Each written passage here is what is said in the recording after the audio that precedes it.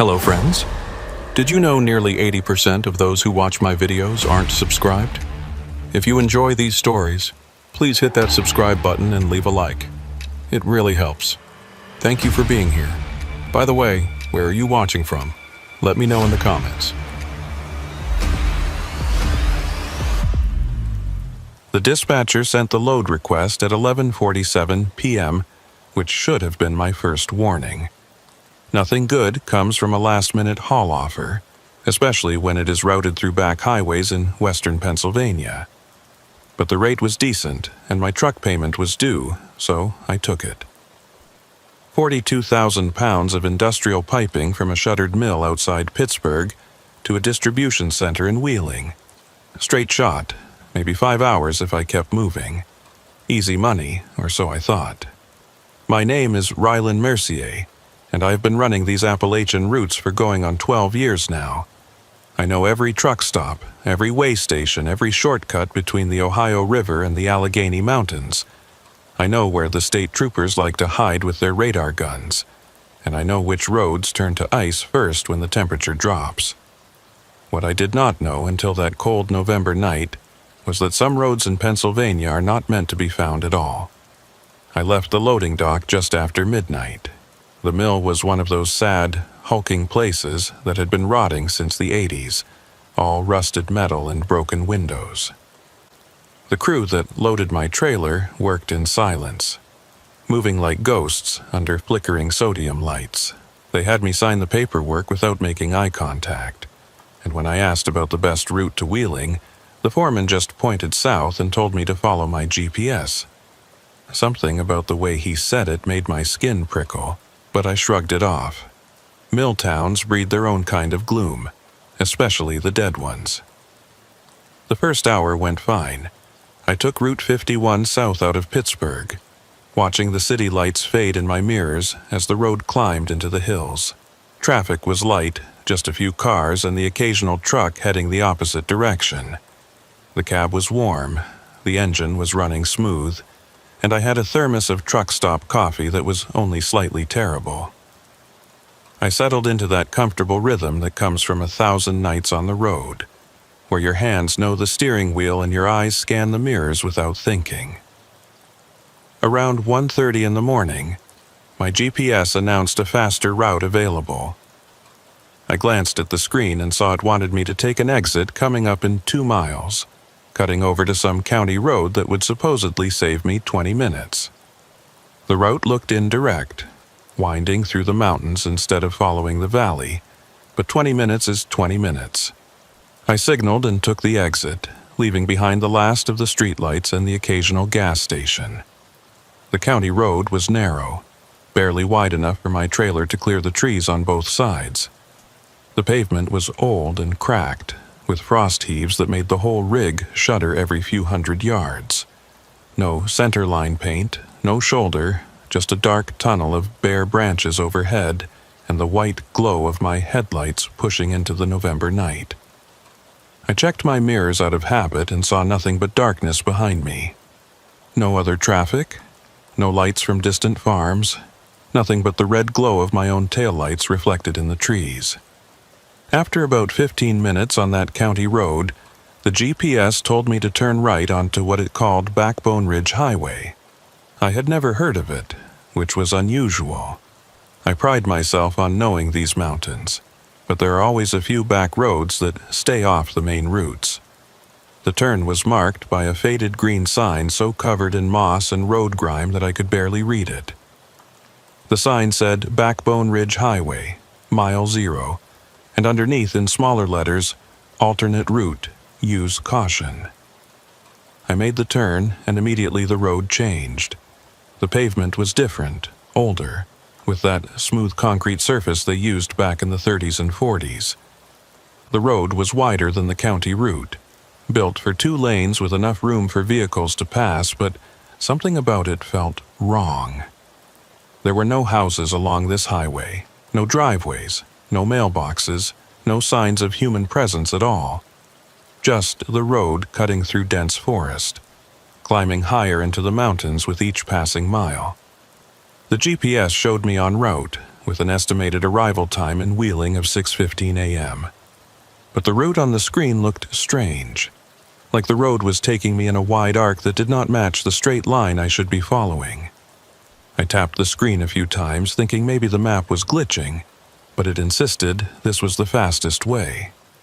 The little blue dot representing my truck crawled along a thin gray line that seemed to curve through an area where no other roads existed. At mile 12, I saw the first odd thing. A historical marker stood beside the road, one of those brown signs with white lettering that state governments put up to commemorate local history. But as my headlights swept across it, I could see the text was faded to the point of being illegible, and the post was leaning at an angle like it had been standing there for 50 years without maintenance. I slowed down to read it, but the words were too faint, and I was past it before I could make out more than a few letters. The road kept climbing, winding through cuts in the rock where the builders had blasted through the mountain rather than going around. The cuts were deep, with sheer walls of exposed stone on both sides that rose 20 or 30 feet above the roadbed. Water seeped from cracks in the rock, leaving dark stains and patches of ice where the sun never reached. My headlights caught the glint of ice crystals and the occasional frozen waterfall clinging to the stone face. At mile 18, I passed the first abandoned structure. It was a stone building set back from the road, maybe an old toll house or maintenance station. The roof had collapsed years ago, leaving just 4 walls and empty window frames that stared out at the highway like hollow eyes. Vines had grown up over the walls, and small trees were pushing through what had once been the floor. As I drove past, my headlights illuminated the interior for just a moment, and I could have sworn I saw fresh tire tracks in the dirt inside the building. But that made no sense because there was no way to drive in there, and the tracks disappeared before I could look again. Mile 23 brought the first tunnel entrance sign. The sign was old, with that distinctive shield shape they used in the 40s, and the paint had faded to a dull cream color. Tunnel ahead, 3 miles, lights required, closed to heavy vehicles. I felt my stomach tighten when I read that last part. Closed to heavy vehicles meant closed to trucks like mine, but my GPS was still showing this as the active route, still counting down the miles to Wheeling, still promising I would arrive on schedule. I grabbed my CB handset and tried Channel 19, the main trucker channel. "This is Ryland Mercier eastbound on Backbone Ridge Highway. Anybody out there familiar with this route?" Static answered me, thick and heavy like the sound of rain on a metal roof. I tried to Channel 17, then Channel 9, the emergency channel. Nothing but static on every frequency, and underneath the static, a low hum that might have been electrical interference or might have been something else. The tunnel entrance appeared at mile 26, and I felt my breath catch when I saw it. The portal was massive, easily big enough for 2 lanes of traffic, built from huge blocks of cut stone that had darkened with age to the color of old blood. The entrance was framed by a concrete arch with Art Deco styling, the kind of engineering that spoke of Depression-era ambition and federal work programs. Above the arch, carved letters spelled out Mile 46 Bore, 1938, and underneath, in smaller letters that I could barely read, Abandoned 1962, no entry. I hit my brakes, bringing the rig down to a crawl about 50 yards from the tunnel mouth. Every instinct I had was screaming at me to turn around, to back up until I found a wide spot in the road, to get off this highway and back to civilization.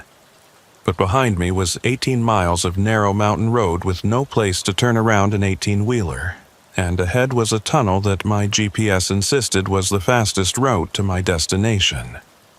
The computer showed me going straight through, following a route that apparently did not care whether the tunnel was officially closed or not. I sat there for a full minute, engine idling, staring at that dark opening in the mountain. The tunnel mouth was completely black, with no lights visible inside. No reflection from emergency fixtures or maintenance lighting. It was like looking into a throat, a passage that swallowed light and offered nothing in return. The concrete around the entrance was stained with decades of water seepage, and dead vines hung from the arch like dried tendons. The CB radio crackled, and through the static I thought I heard a voice. Just a few words, distorted and distant. "Don't follow?" The voice faded before I could respond, leaving only that low, electrical hum. I tried transmitting again, but the static had returned, thicker than before, almost aggressive in its white noise dominance. My GPS recalculated. Instead of showing 6:15 a.m., it now showed 7:45 a.m., a full hour and a half later than the original estimate. The route had changed too, suggesting I backtrack 18 miles and take a different road entirely. But backtracking meant an hour of reversing my path, then another hour to get around the mountain, and by then I would be so late that the delivery window would close. I would lose the job and probably take a penalty from the company. I looked at the tunnel entrance again. The opening was clearly big enough for my rig. The road leading in was paved and level. There were no physical barriers blocking entry, just that faded sign warning against heavy vehicles and the official abandonment notice. Maybe the closure was a formality, something they never bothered to enforce because nobody used this road anymore. Maybe trucks passed through here all the time and just did not talk about it on the CB. I put the transmission in gear and eased forward. My headlights pushed into the tunnel mouth, illuminating concrete walls that were stained with mineral deposits and streaked with rust.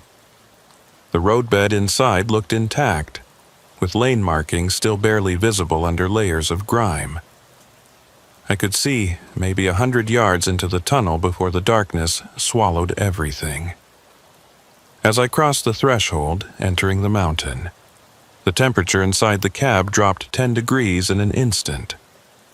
The heated air from my vents turned cold, and I could see my breath misting in front of my face. The sound changed too. The engine noise that had been my constant companion all night suddenly became muffled and strange, like I was hearing it through water. My headlights seemed dimmer inside the tunnel, their beams not reaching as far as they should.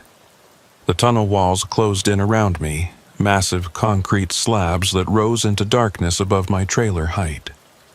Every few hundred feet, there were old light fixtures mounted on the walls, but they were all dark, their glass covers broken or missing entirely. Some of the fixtures had pulled away from the walls and hung at angles, held by corroded bolts and tangles of old wiring. The pavement under my wheels was covered with a fine layer of grit and dust that made my tires hiss with each rotation.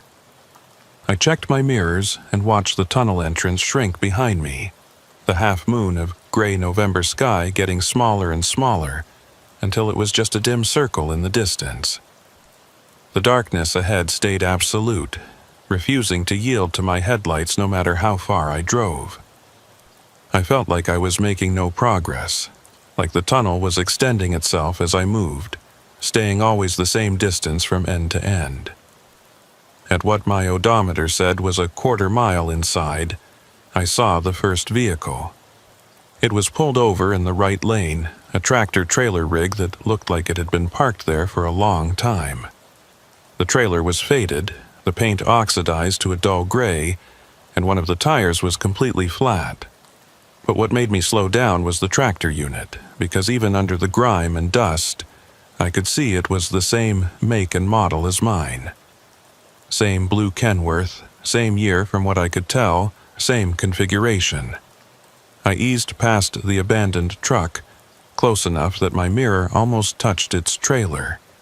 As I drew level with the cab, my headlights illuminated the driver's side door, and I felt my chest tighten. The door was open, hanging at an angle on broken hinges, and the interior was completely empty. No driver, no personal items, no trash or paperwork or any sign that anyone had ever sat in that seat. Just bare vinyl and exposed springs and a thick coating of dust that looked like it had been accumulating for years. But the license plate visible in my mirror as I passed stopped me cold. The plate was from Pennsylvania, current registration, and the number was only 3 digits different from my own plate. I checked my mirror again, thinking I had misread it in the poor light, but the numbers were clear. That truck had been registered within weeks of mine, had probably been bought from the same dealer, had probably run the same routes I ran. I accelerated, putting distance between me and the abandoned rig, trying to ignore the implications. Lots of trucking companies buy fleets of identical vehicles, I told myself. It was just a coincidence that this particular truck matched mine so closely. The fact that it was abandoned in a closed tunnel just meant someone had broken down here before the tunnel was officially closed, and they had never bothered to retrieve the vehicle. That was all. Nothing strange about it. The CB radio crackled again, and this time the voice was clearer. Rila and Mercier, do not stop. Do not look back. Keep moving forward. The voice was male, middle-aged, with an Appalachian accent.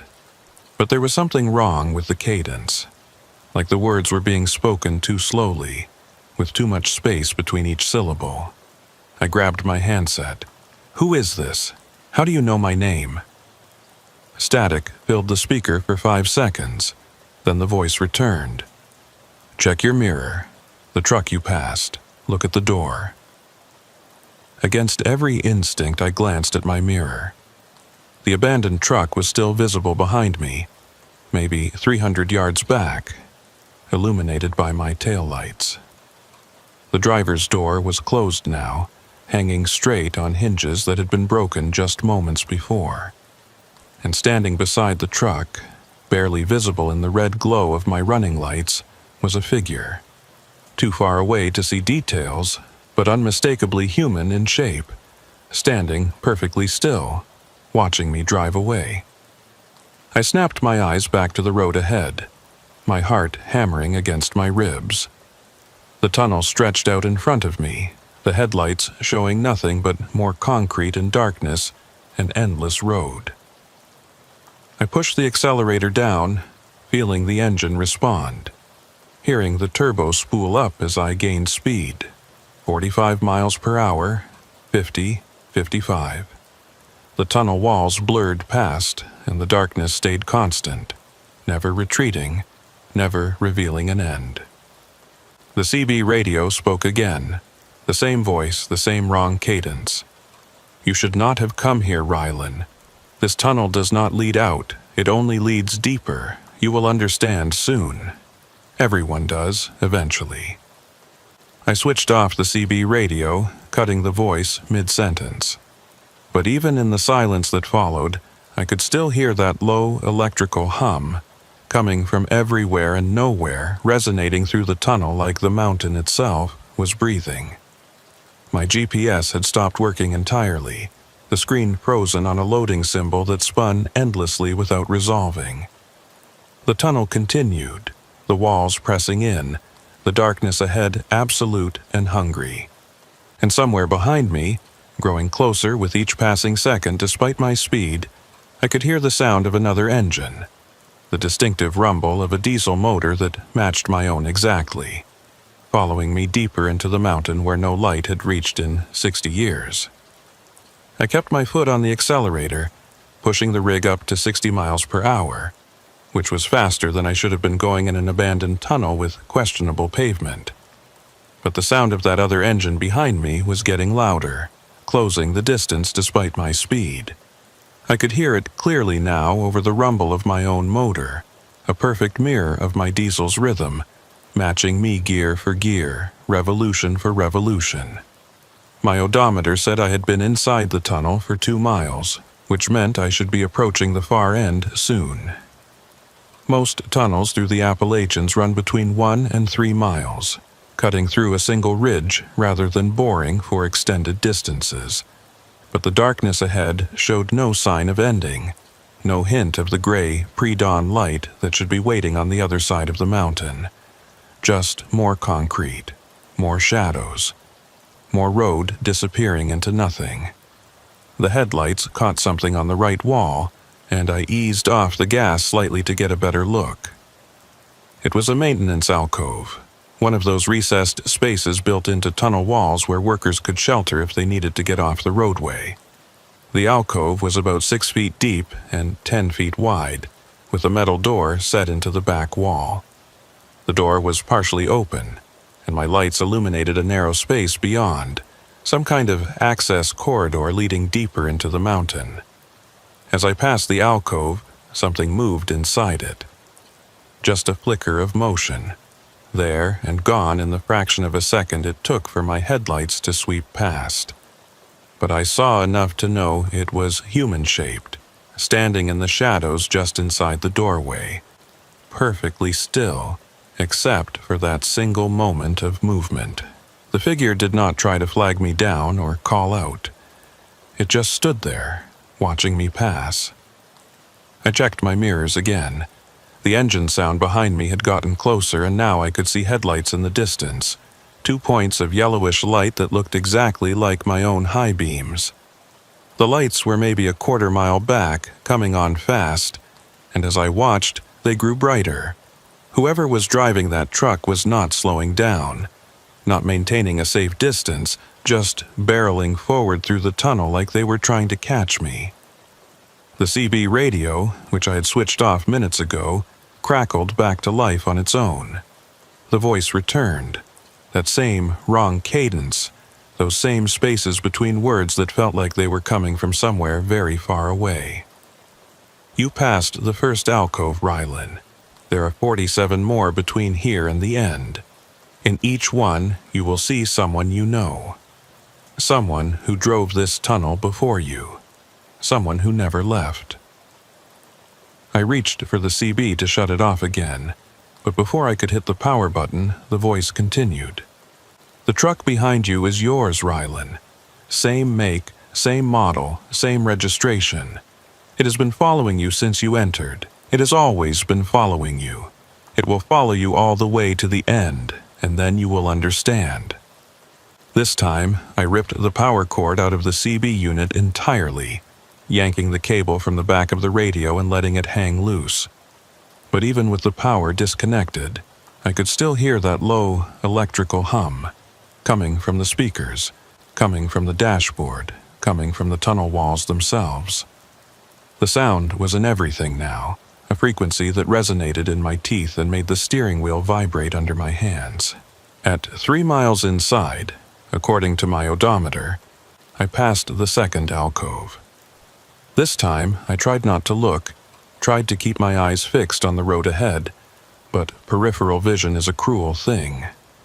I caught the movement again, another figure standing in the shadows, and this time I recognized the shape.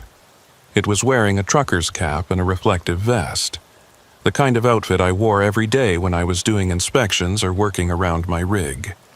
The figure raised one hand in a slow wave as I passed, and I saw my own face looking back at me from the shadows, my own expression locked in something between recognition and resignation.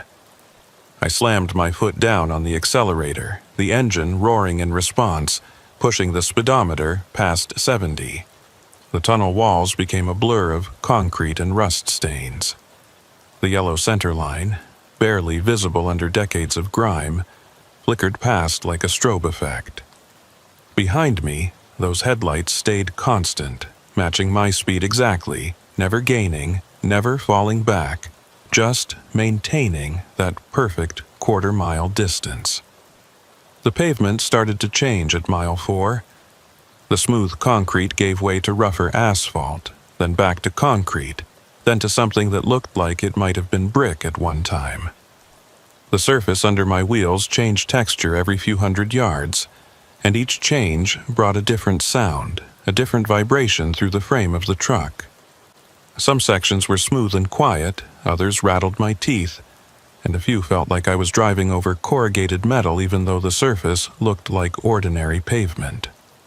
More alcoves appeared, spaced at irregular intervals along both walls. I stopped trying not to look at them.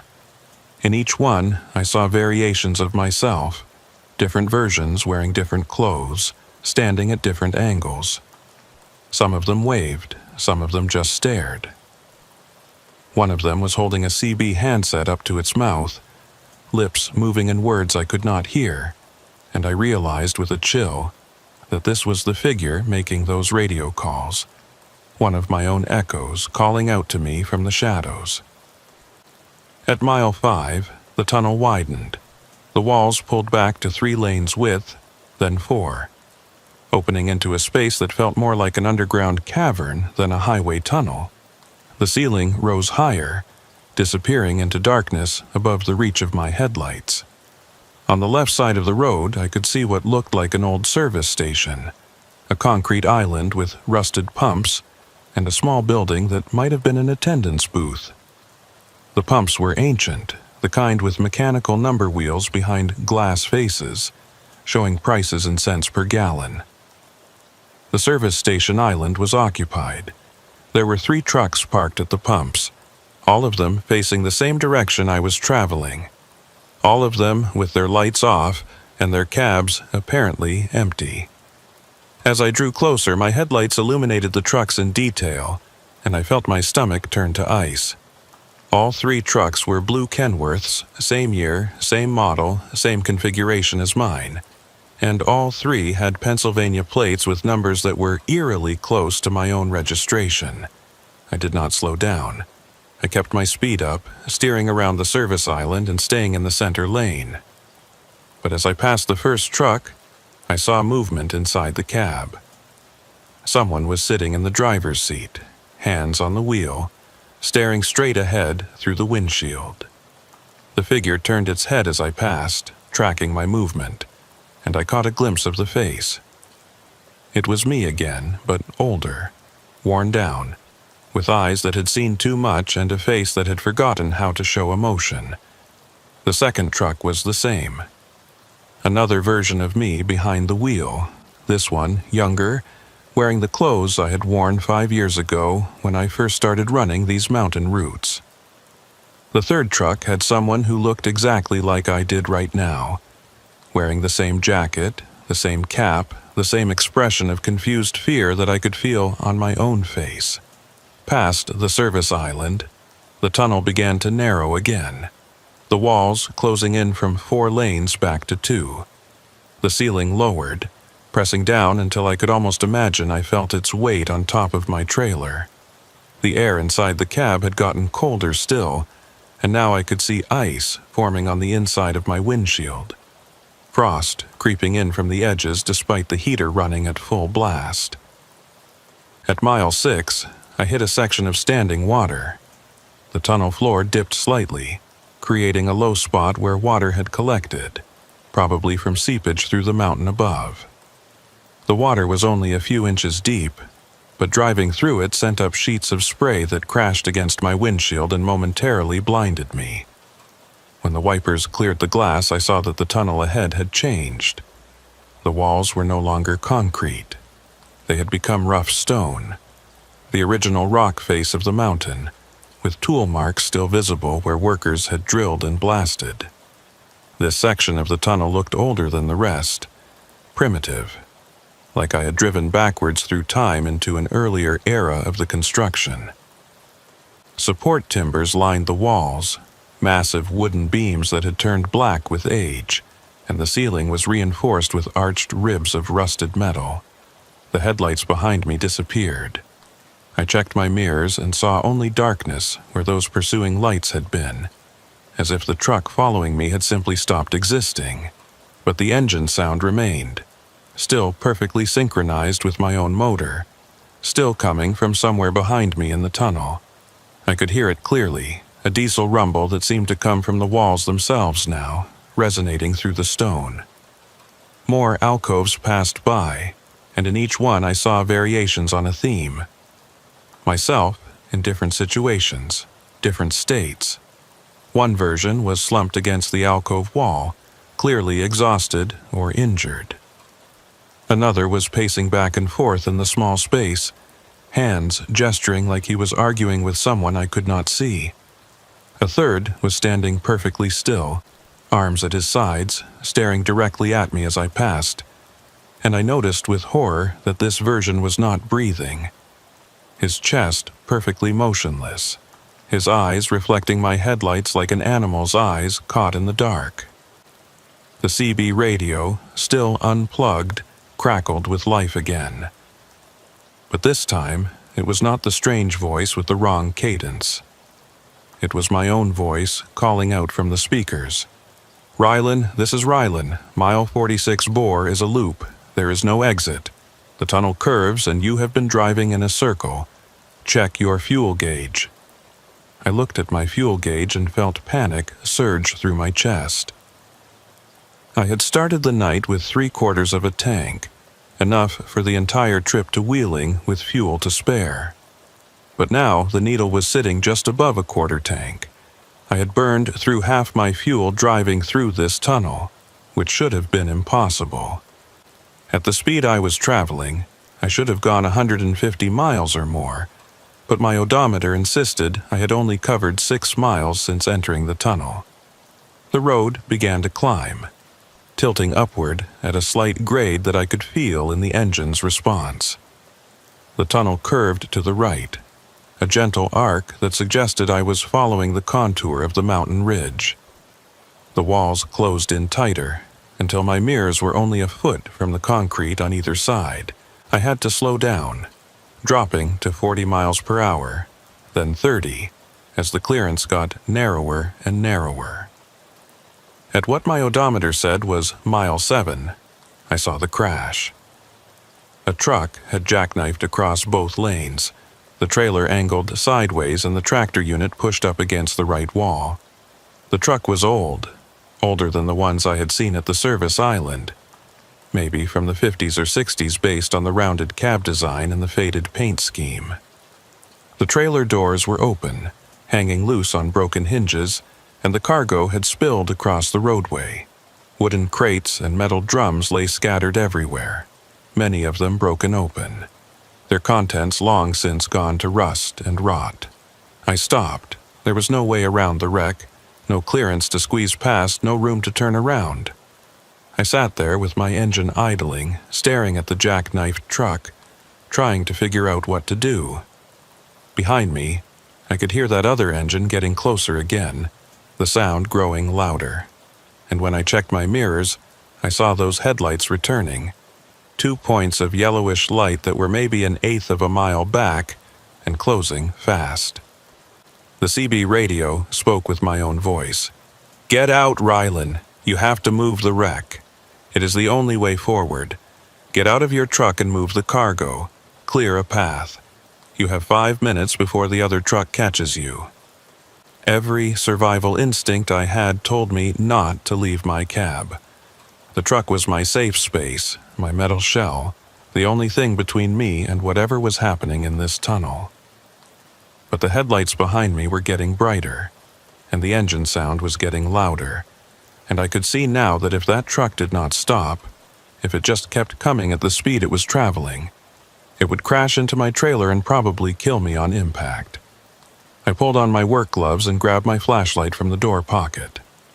The air that rushed in when I opened the cab door was so cold it burned my lungs, far colder than it should have been this deep inside a mountain. My breath came out in great white clouds, and I could feel the moisture in my nose freezing. The tunnel was silent except for my idling engine and that approaching diesel rumble from behind. I climbed down from the cab and my boots hit concrete that was slick with something that was not quite water and not quite ice. The surface had a greasy quality that made walking difficult, and when I shined my flashlight down I could see patterns in the slickness, almost like tire tracks, but wrong somehow, the treads going in directions that did not match any kind of vehicle movement. The cargo spilled from the wrecked truck was unidentifiable. What had once been wooden crates had deteriorated into piles of rotted boards and rusted metal bands. The drums had corroded through, their contents reduced to crusted stains on the tunnel floor. I started dragging the debris to the sides of the tunnel, working as fast as I could, acutely aware of those headlights getting brighter behind me and the sound of that engine getting closer. As I cleared a path, I noticed something about the wrecked truck. The cab door was open, hanging at an angle, and I could see into the interior. There was no skeleton, no remains, no sign that a driver had ever been there. But on the seat, perfectly preserved despite the decades of apparent abandonment, was a thermos of coffee and a handwritten logbook. The logbook was open to a page dated November 18, 1962, the year the tunnel had been officially closed. The last entry, written in careful script, said, "Mile 7, engine trouble. Going to walk back for help. If anyone finds this, do not stay in the tunnel after dark. They come out of the alcoves when the sun goes down." The headlights behind me were close now, maybe 200 yards away and coming fast. I could see the outline of the truck, the same blue Kenworth, the same configuration, driving with no one visible in the cab.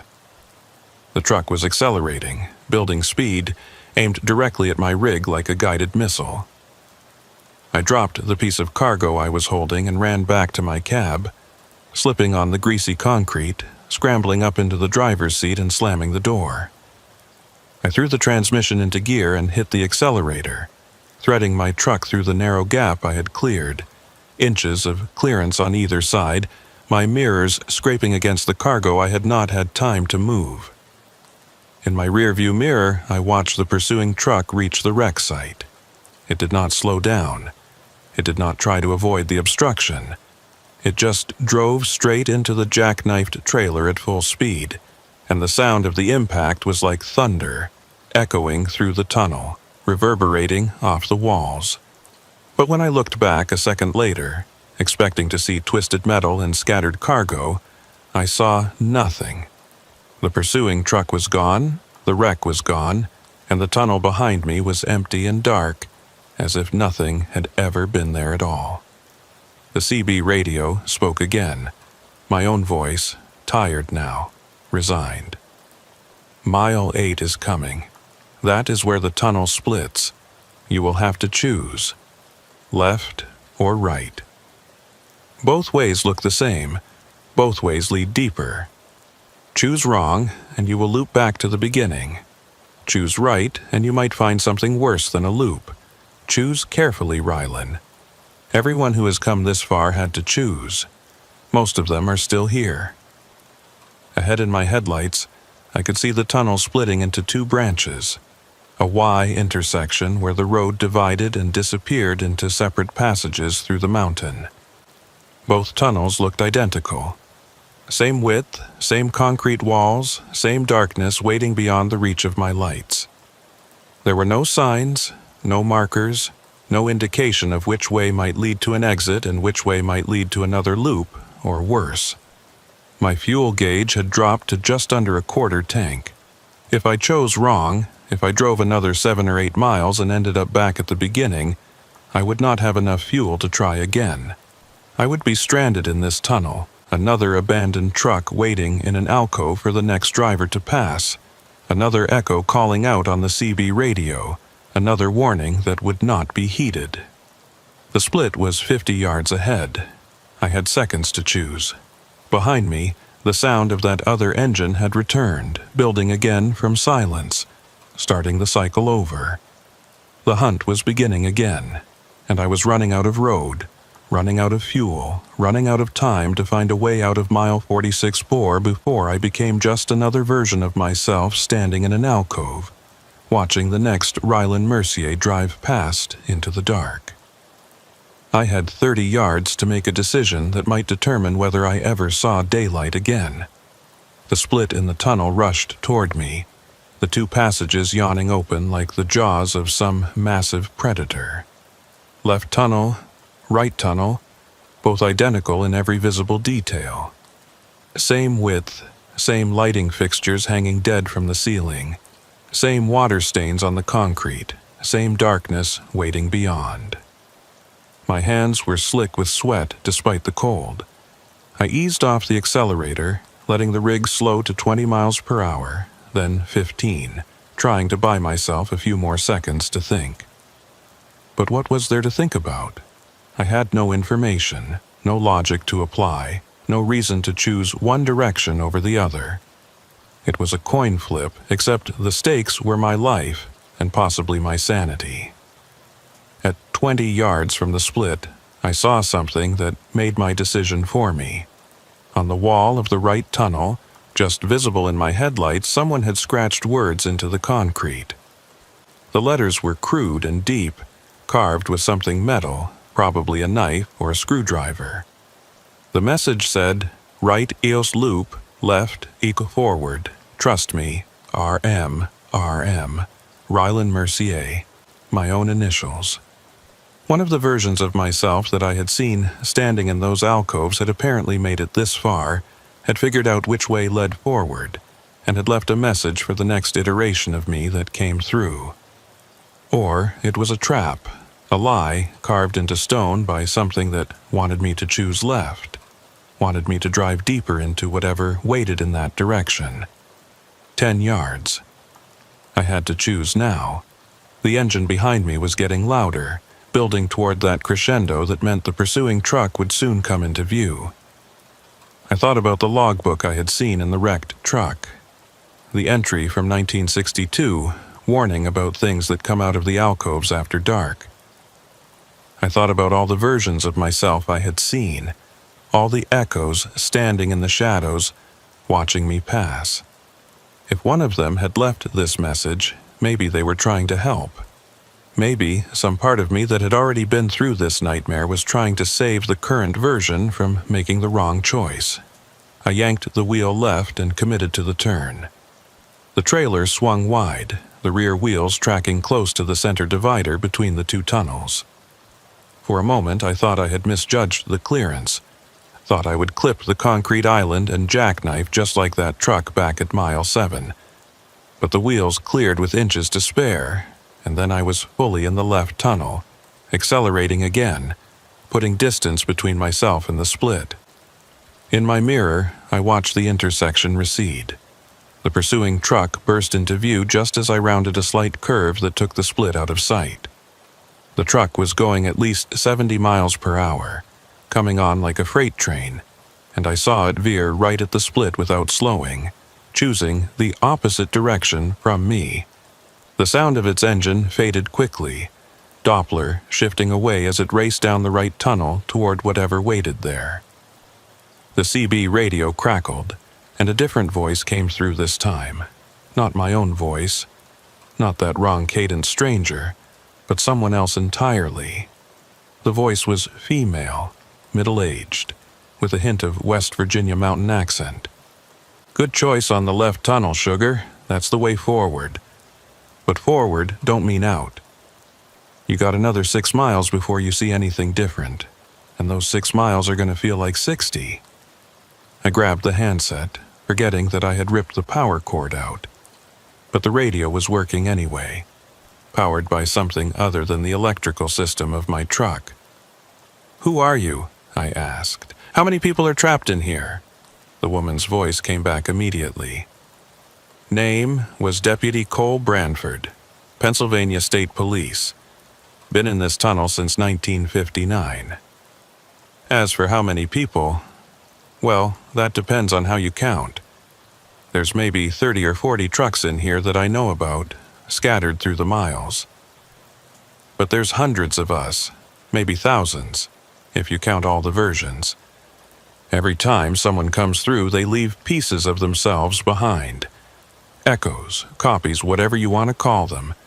The tunnel collects us. "Branford," I said, my mind racing. "That's not a woman's name. You said Deputy Cole Branford."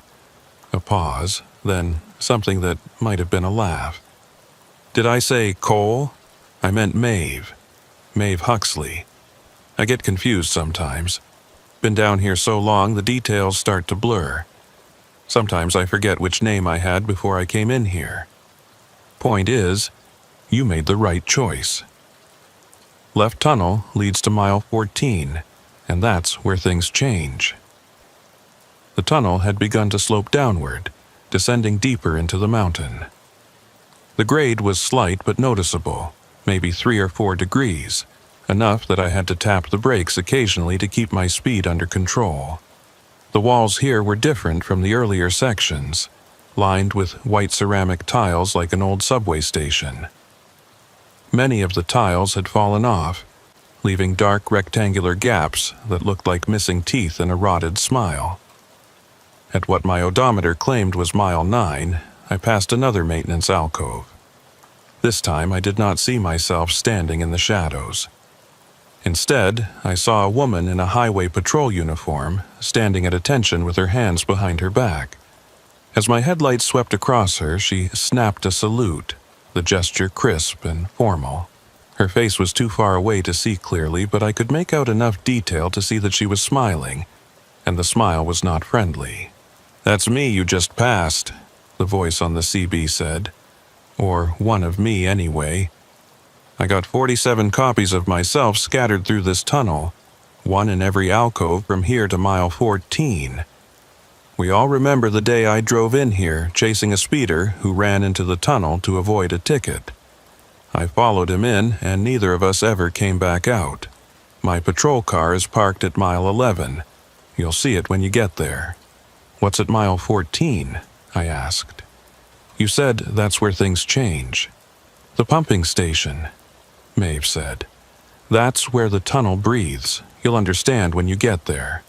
Just keep driving, keep your speed steady, and whatever you do, don't stop if you see someone waving at you from the roadway.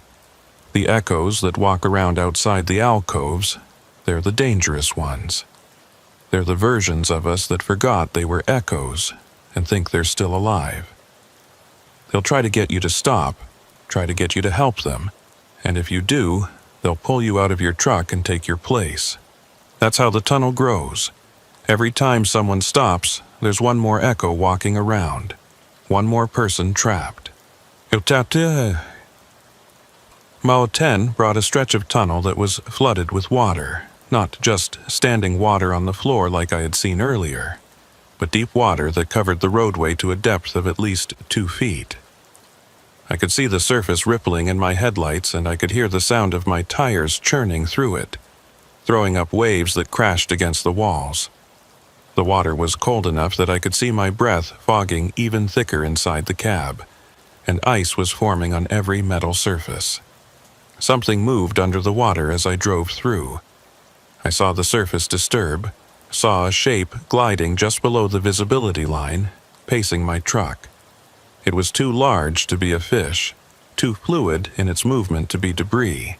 The shape kept pace with me for maybe 50 yards, then vanished, diving deeper or sliding away into some submerged opening in the tunnel wall. "Don't think about what's in the water," Maeve said over the CB. "That's one of the things the tunnel makes. It takes all the fear and all the wrong choices and all the bad endings, and it grows things from them. Things that don't have names because they never existed outside this place.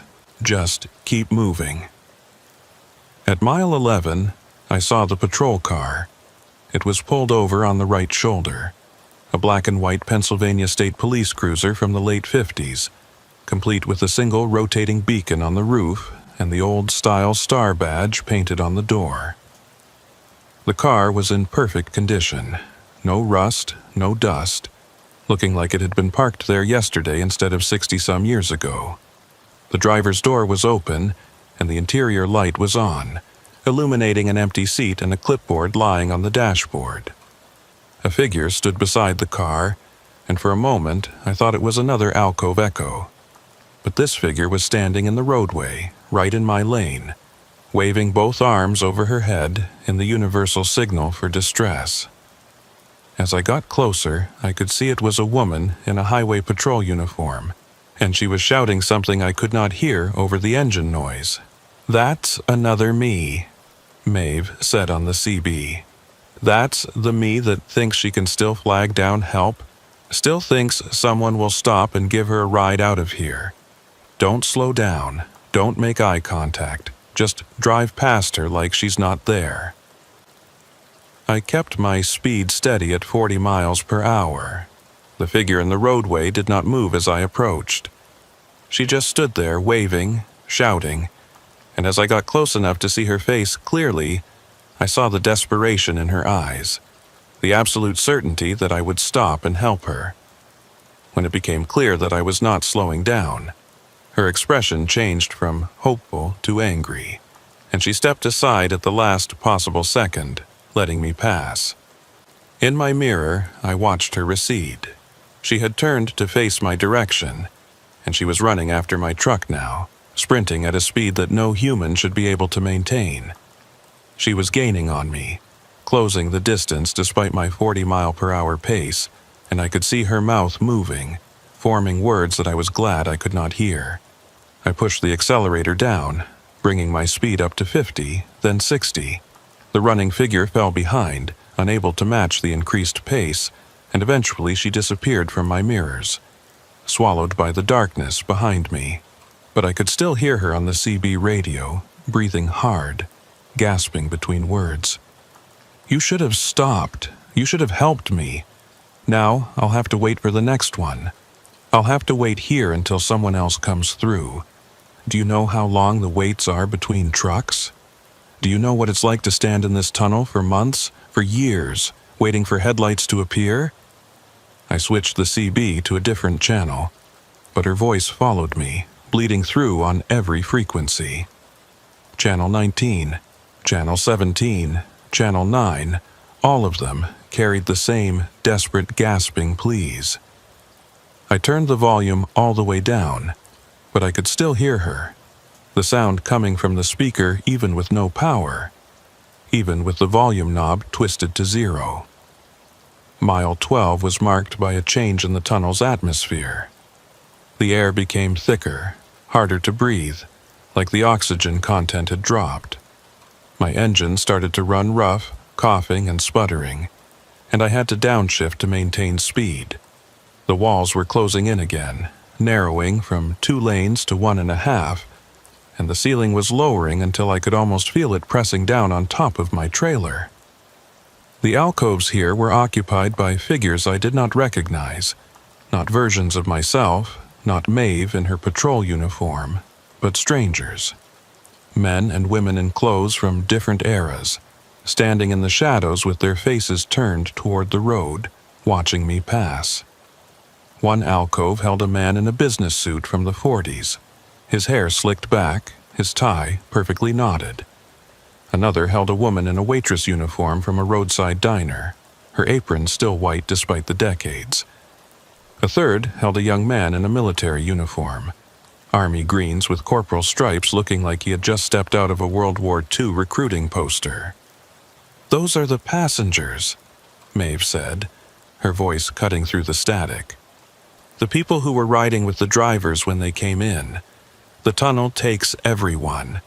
Drivers, passengers, hitchhikers, stowaways. Everyone leaves an echo." At mile 13, my fuel gauge hit the red zone. The low fuel warning light came on, a bright orange icon that felt like a countdown timer. I had maybe 20 miles of range left, maybe less if I had to keep driving at high speed.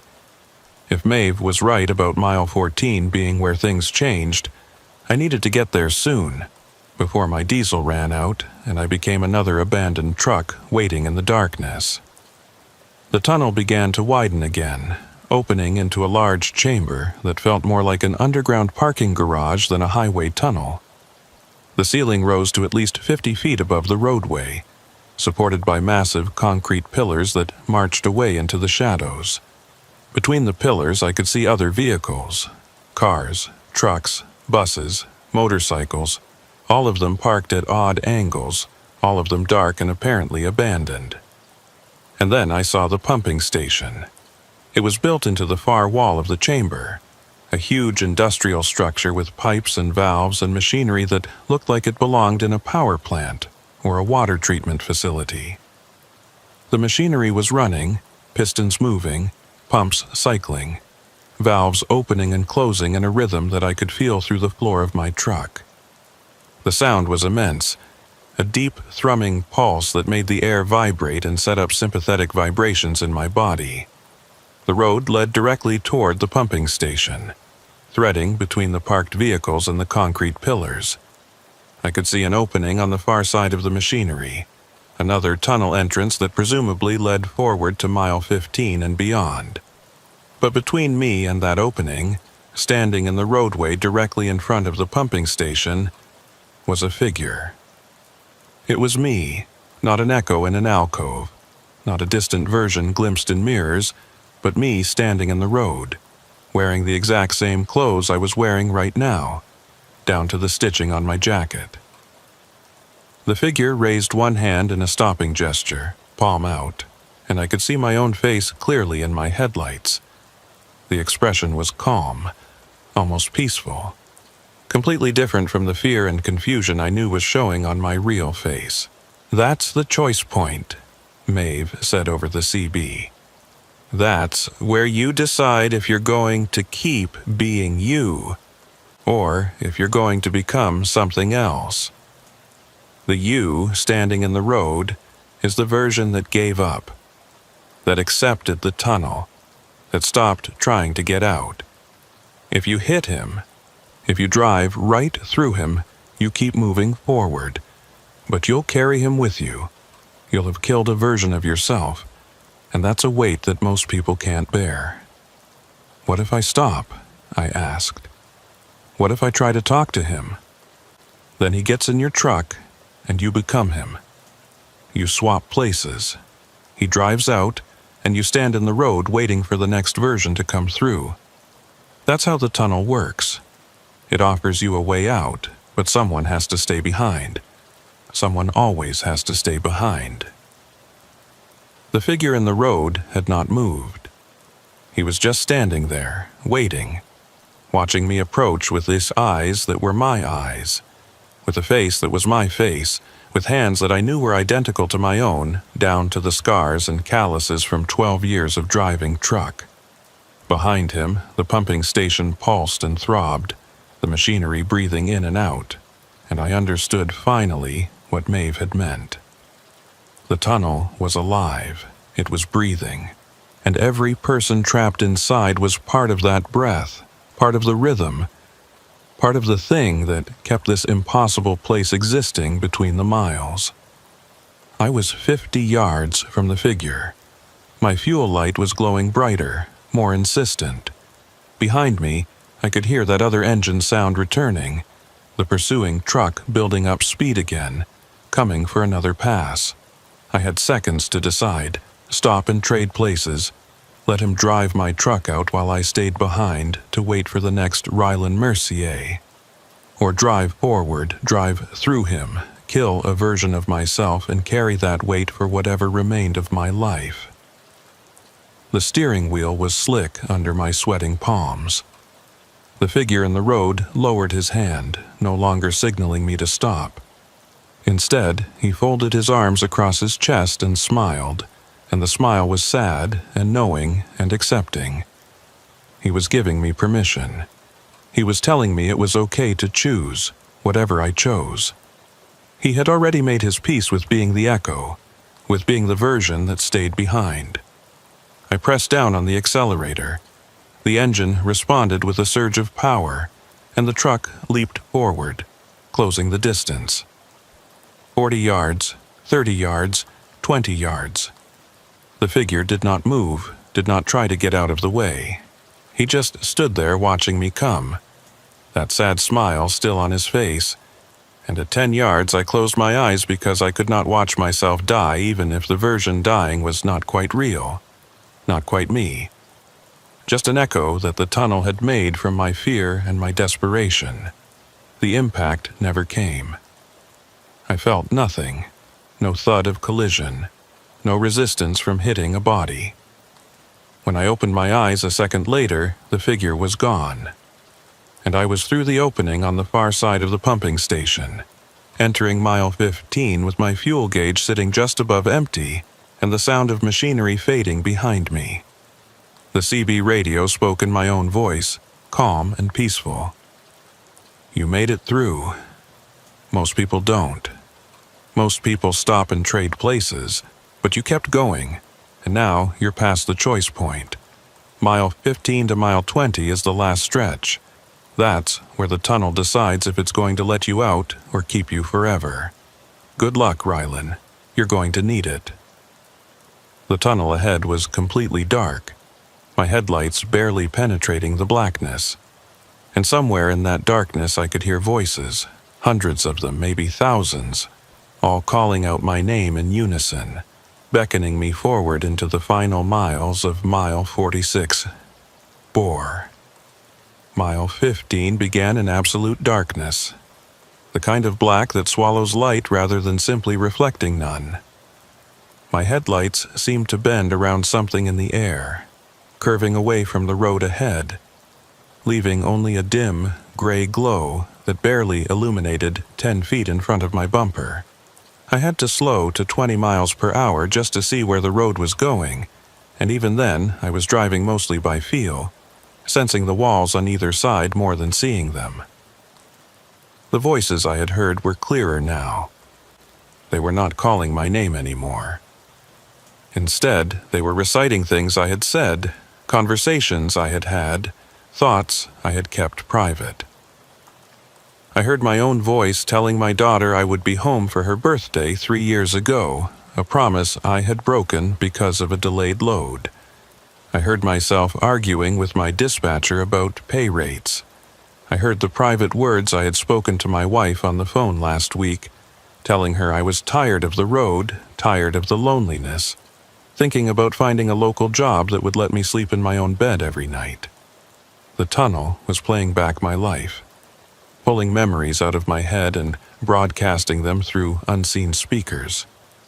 Every regret, every broken promise, every moment of weakness or doubt or fear. The voices overlapped, creating a cacophony that made it hard to think, hard to focus on the simple task of keeping the truck between the lines. At mile 16, the road surface changed to something that felt like metal under my tires. The sound was different, a hollow ringing with each rotation of the wheels, and I could feel vibrations coming up through the frame that had nothing to do with the engine or the drivetrain. The vibrations matched the rhythm of the pumping station I had passed, that same deep pulse, and I realized I was driving on the skin of something, the surface of whatever machinery kept this tunnel breathing. The fuel gauge needle was touching empty now, bouncing against the peg with each bump in the road. The low fuel warning light had stopped blinking and gone solid, and I could feel the engine starting to surge as it sucked the last drops from the tank. Maybe 5 miles of range left, maybe less. I was in a race between my remaining fuel and the end of the tunnel, and I had no idea which would run out first. More alcoves appeared, but these were different from the earlier ones. The figures standing in them were not still anymore. They were moving, pacing, gesturing, calling out words I could not quite hear. Some of them were trying to climb out of the alcoves, pulling themselves up onto the roadway, and I had to swerve around them, dodging bodies that may or may not have been solid, may or may not have been real. One figure made it fully onto the road before I reached him. It was an old man in coveralls and a plaid shirt, the kind of outfit a farmer or a mill worker might wear. He stood in my lane with his hand up, palm out, and his mouth was moving rapidly. As I got closer, I could hear what he was saying, the same phrase repeated over and over. It won't let you out, it won't let you out, it won't let you out. I swerved around him, my trailer wheels passing within inches of where he stood. In my mirror, I saw him turn to watch me pass, still repeating that phrase, his hand still raised in warning or farewell. Then he stepped back into an alcove and vanished into the shadows like he had never been there at all. The CB radio crackled with Maeve's voice again, but now she sounded different. The West Virginia accent was gone, replaced by something flatter, more mechanical. Mile 17 is where most people run out of fuel. That's by design. The tunnel measures how much diesel you have when you enter, and it adjusts the distance to make sure you run dry right around here. When your engine dies, you have 2 choices: walk forward in the dark, or wait in your truck for the echo collectors to find you. What are echo collectors? I asked, my voice hoarse from breathing the cold, thick air.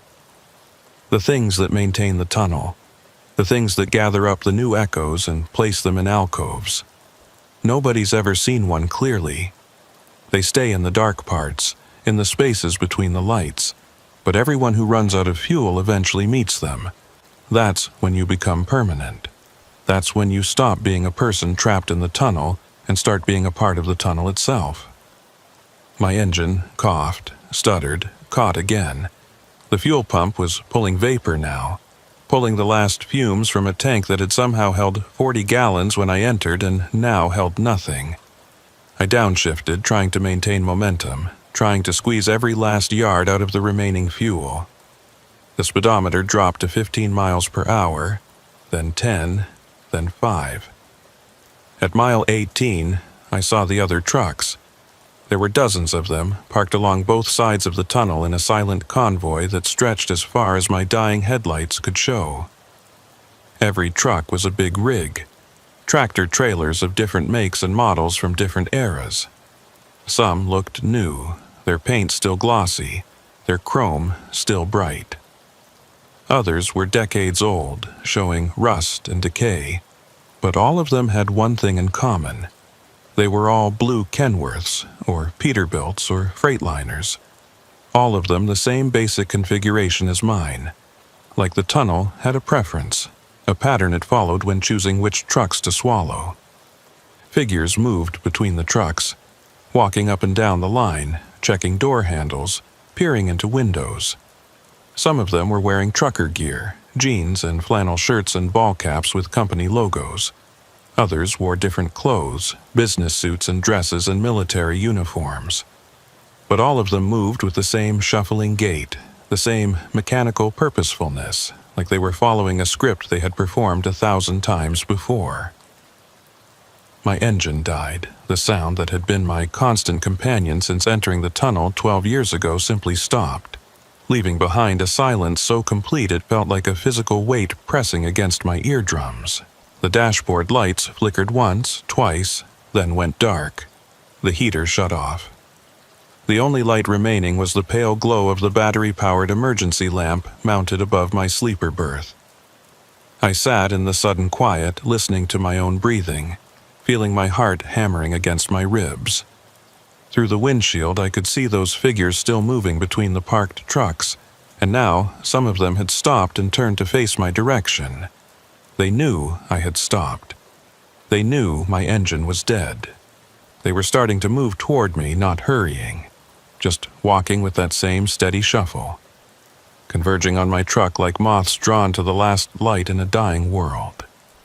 The CB radio spoke one more time, and this time I recognized the voice immediately. It was my own, but older, worn down, exhausted beyond anything I had ever felt. Get out and walk, Rielan. You've got maybe 2 miles to the actual exit. It's still there, still real, still leads out to Route 60 about 10 miles south of where you entered. But you have to walk. You have to leave your truck behind. And you can't look back. Whatever you hear behind you, whatever calls your name, whatever sounds like someone you know, you can't look back. That's the last test. That's how the tunnel knows if you're strong enough to leave. I grabbed my flashlight, my wallet, my phone that had stopped working miles ago. I left everything else, all my personal items, the logbook, the paperwork for the load I would never deliver. I opened the driver's door and dropped down to the pavement, my legs shaking from adrenaline and fear, my boots hitting concrete that felt wrong, too soft, too warm, like I was standing on skin rather than stone. The figures were closer now, maybe 50 yards away, close enough that I could see their faces in the glow of my flashlight. I recognized some of them. The old man in coveralls who had warned me the tunnel would not let me out. The woman in the waitress uniform I had seen in an alcove earlier. The young soldier in his World War II greens. And others, dozens of others, all of them converging on my position with empty eyes and reaching hands. I ran, not toward the figures but past them, threading between the parked trucks heading in the direction my odometer had said was forward. My flashlight beam bounced and swayed, showing glimpses of more vehicles, more alcoves, more figures standing or sitting or lying in the shadows. The tunnel floor was covered with that same greasy substance I had felt at mile 7, making every step treacherous, but I kept my balance and kept moving. Behind me, I heard my truck door slam shut.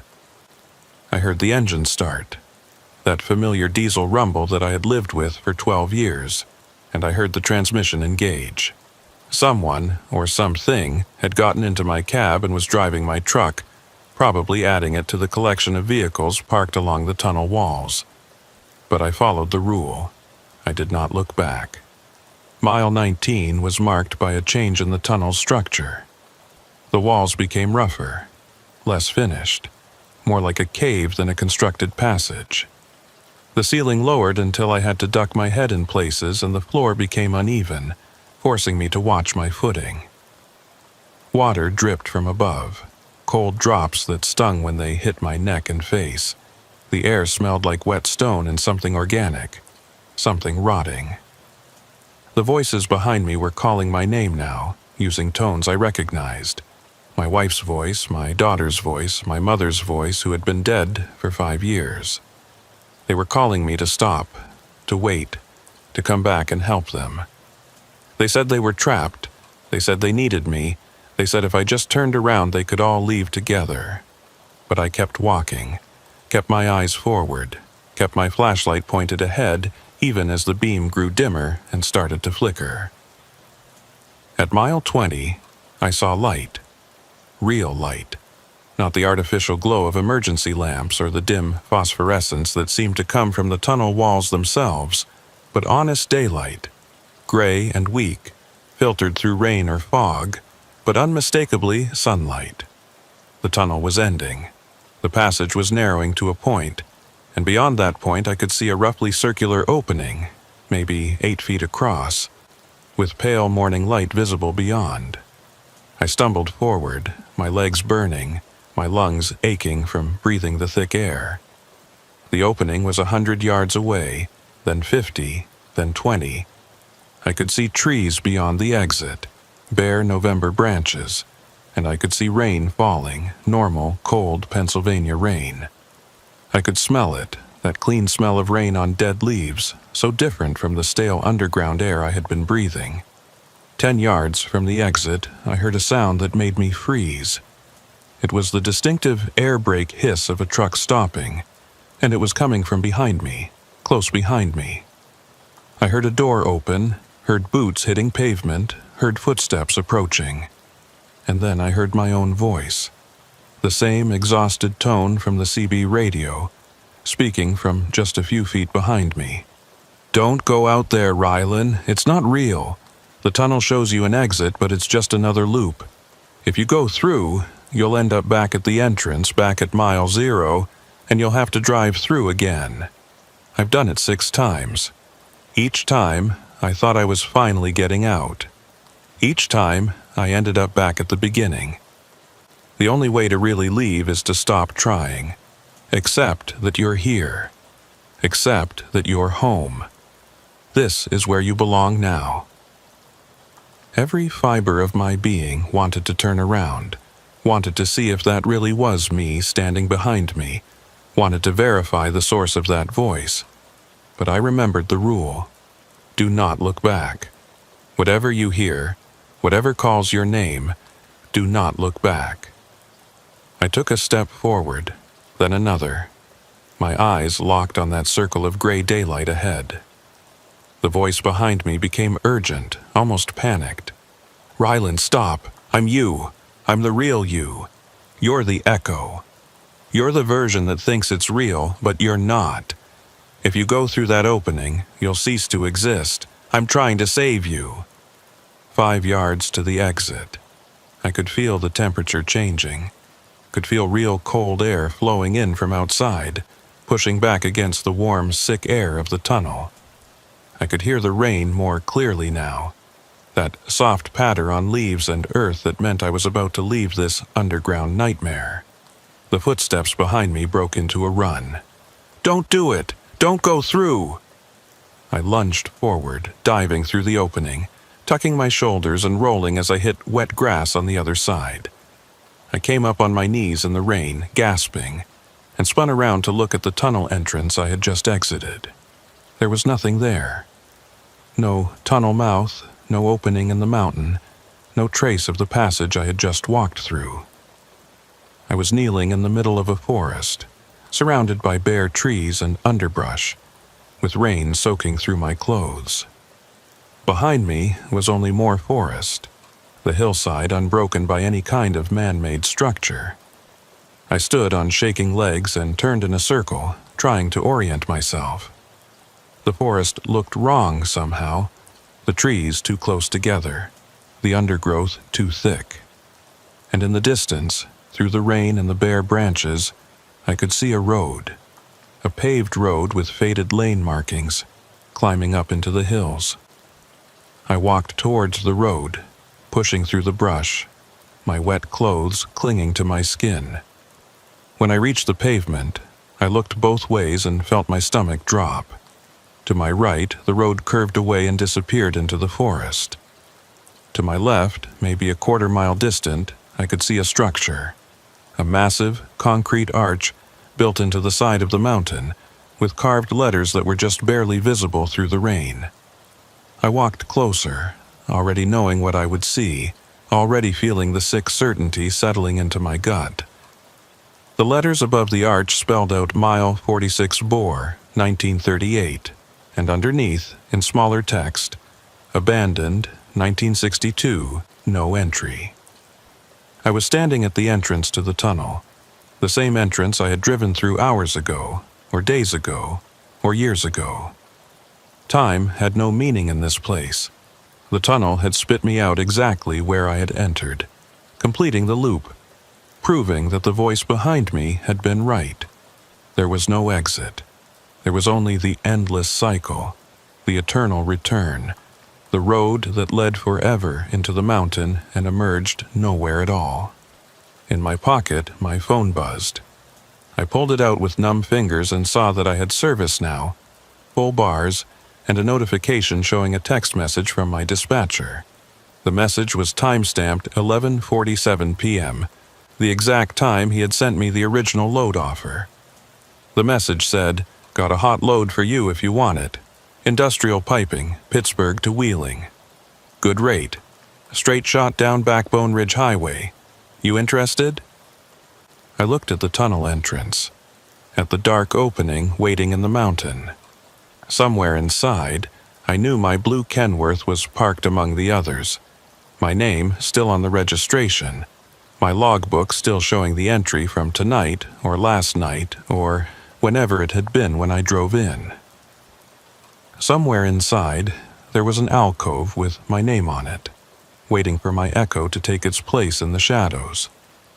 And somewhere, on a dark highway in western Pennsylvania, another Rylan Mercier was getting a text message from his dispatcher, seeing a job offer that paid well, starting his truck and heading toward a road he had never heard of.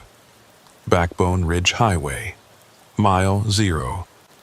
An alternate route that promised to save time, promised to get him to his destination faster, promised nothing but an easy drive through the mountains. I put my phone back in my pocket.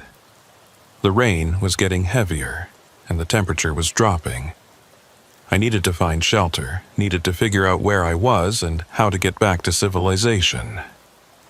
But first, I walked up to the tunnel entrance and stood looking into the darkness.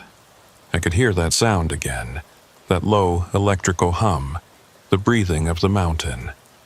And I could hear voices faint and distant, calling out from somewhere deep inside. One of those voices was mine, one of those echoes standing in an alcove, waiting in the shadows, watching for headlights to appear in the distance. One of those versions of me had stayed behind so that this version could walk out into the rain. Or maybe it was the other way around. Maybe the version in the tunnel was the real me, and the one standing here in the rain was just an echo, a copy that the mountain had made, a false memory of escape that would fade and disappear as soon as I walked far enough away. I turned and started walking down the road, away from the tunnel, following the faded pavement as it curved through the forest. Behind me, I heard the sound of an engine starting, that familiar diesel rumble, and I heard the hiss of air brakes releasing. I did not look back. I just kept walking, following the road wherever it led, while the rain fell harder and the darkness gathered in the trees, and somewhere in the mountain behind me, mile 46, Boar breathed in and waited for the next truck to arrive.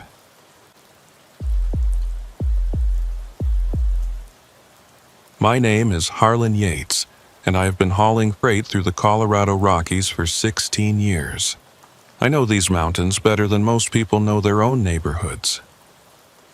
I know which passes close first when the snow starts, which truck stops have the best coffee at 3 in the morning, and which stretches of highway turn into skating rinks when the temperature drops below freezing. What I did not know, until a February night 2 years ago, was that some tunnels in these mountains are not maintained by any transportation department, and the things that do maintain them have been working in the dark for far longer than any road has existed. The run started normal enough.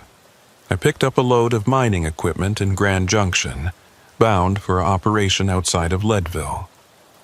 Heavy machinery, drill components, ventilation systems, the kind of cargo that pays well because it is awkward and difficult to secure properly. The route was straightforward. Highway 70 east through Glenwood Canyon, then south on 91 through the high country. Winter driving in Colorado, but nothing I had not done 100 times before. I left Grand Junction at sunset, watching the last orange light fade from the canyon walls as I climbed into the mountains. The weather report had called for clear skies and cold temperatures, maybe dropping to 10 below zero by midnight. No snow, no ice, just the kind of dry cold that makes your breath crystallize the moment it leaves your lungs. Perfect conditions for a night drive through the high country. The first 2 hours went smooth. Traffic was light, just a few passenger cars and the occasional truck heading the opposite direction. The canyon walls rose up on either side, dark stone striped with snow, and the Colorado River ran alongside the highway, black water churning over rocks that looked like they had been there since the beginning of time. My headlights picked out mile markers and reflectors, and the engine hummed steady, pulling the heavy load up the long grades without complaint. Around 9 p.m., just past Vail, my CB radio crackled with a Colorado State Patrol announcement. Attention, all commercial vehicles. Highway 91 South is closed at Fremont Pass due to avalanche danger. Repeat, 91 is closed. All trucks are being diverted to the Mosquito Range maintenance route. Follow posted detour signs starting at Copper Mountain. I keyed my handset. This is Harlan Yates southbound toward Leadville. What's the condition on the maintenance route? I've never run it before. A different voice came back, deeper, with a mountain drawl. Maintenance route is clear and plowed. Single lane most of the way, so watch for oncoming traffic. It adds about 20 miles, but it'll get you where you're going. Look for the detour signs at mile marker 195. The detour sign appeared right where promised. A bright orange diamond with black lettering directing trucks to exit right. The off-ramp led to a 2-lane road that immediately started climbing higher into the mountains, switchbacking up slopes that I knew would be suicide in bad weather. But tonight the pavement was dry and the stars were so bright they cast shadows, so I shifted down and let the rig find its rhythm on the winding road. After about 10 miles, the road crested a ridge and started descending into a valley I did not recognize. The landscape here was different from the usual Colorado high country. The trees were thicker, older, and the snow lay deeper in the shadows between them. There were no signs of civilization, no power lines, no distant lights from ranch houses or ski resorts. Just wilderness, dark and empty, with the road cutting through it like a scar. The CB radio crackled again, but this time the voice was broken up by static. Maintenance portal at mile marker 12, single lane through. No stopping inside. Repeat, no stopping. The transmission cut off before I could respond, leaving only white noise and that low hum I had started to notice underneath all radio frequencies in these mountains. Mile marker 12 appeared after another 15 minutes of winding descent. The marker was old, a wooden post with faded paint, and next to it stood a larger sign that I had to slow down to read in my headlights. Echo Maintenance Portal, built 1952, single lane, 2.4 miles, headlights required. Emergency parking bay at 1.2 miles. The tunnel entrance was cut into the side of the mountain, a rough rectangular opening about 15 feet high and 12 feet wide. The portal was framed with timbers that looked like they had been there since the 50s. Massive beams dark with age and mineral stains. Above the entrance, carved into the rock, were the words Echo Portal and a date, 1952-1962. I slowed to a crawl, studying the entrance. Something about those dates bothered me. Built in 1952, but the end date was 1962, which suggested the tunnel had only been in active use for 10 years before being converted to a maintenance route. That was unusual. Most tunnels built in that era were designed for decades of heavy use, not a short 10-year lifespan. The pavement leading into the tunnel was in better condition than I expected. Fresh asphalt, relatively new, with clear lane markings and reflectors embedded in the surface. But the walls inside were rough stone, unfinished, with water seeping from cracks and forming icicles that hung like teeth from the ceiling. My headlights showed about 100 feet of passage before the tunnel curved slightly to the right and disappeared into darkness. I checked my mirrors, confirming there was no traffic behind me, and eased forward into the tunnel. The temperature inside the cab dropped immediately, my breath fogging despite the heater running full blast. The engine sound changed too, becoming muffled and strange, like I was driving through a space much larger than the visible dimensions suggested. The first quarter mile was uneventful. The tunnel was straight, the walls steady, the ceiling high enough that I never worried about clearance. Every few hundred feet, there were old light fixtures mounted on the rock walls, but none of them were working. My headlights and running lights provided the only illumination, creating a moving bubble of visibility that showed maybe 50 yards ahead and left everything beyond in absolute darkness. At what I estimated was the halfway point, I saw the emergency parking bay. It was carved into the right wall, a rectangular alcove about 30 feet deep and 20 feet wide, with enough room for a truck to pull completely off the roadway. The bay was empty, except for some old equipment, rusty tools and cable spools that looked like they had been abandoned decades ago. A metal door was set into the back wall of the bay, with a sign that said Maintenance Access, Authorized Personnel Only. I was past the bay and starting to think about the exit when I noticed the footprints.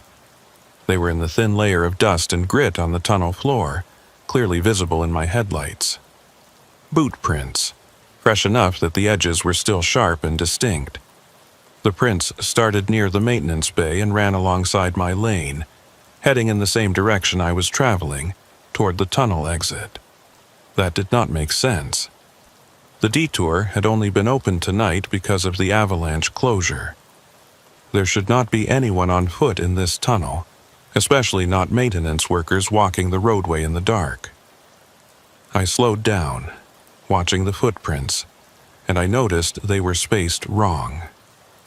The stride was too long, covering maybe 4 or 5 feet per step, which was beyond normal human gait even for someone tall.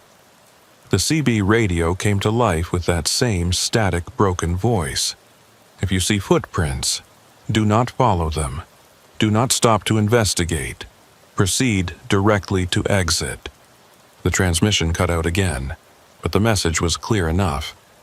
I was not the first driver to notice the footprints. and whoever was monitoring this route knew they were there. I kept my speed steady at 25 miles per hour, watching the prints continue alongside my lane, never deviating, never stopping. At mile 18, according to my trip odometer, the footprints turned toward the left wall and disappeared into a crack in the rock. The crack was narrow, maybe 2 feet wide, but it extended up beyond the reach of my headlights, creating a vertical fissure that seemed to go deep into the mountain.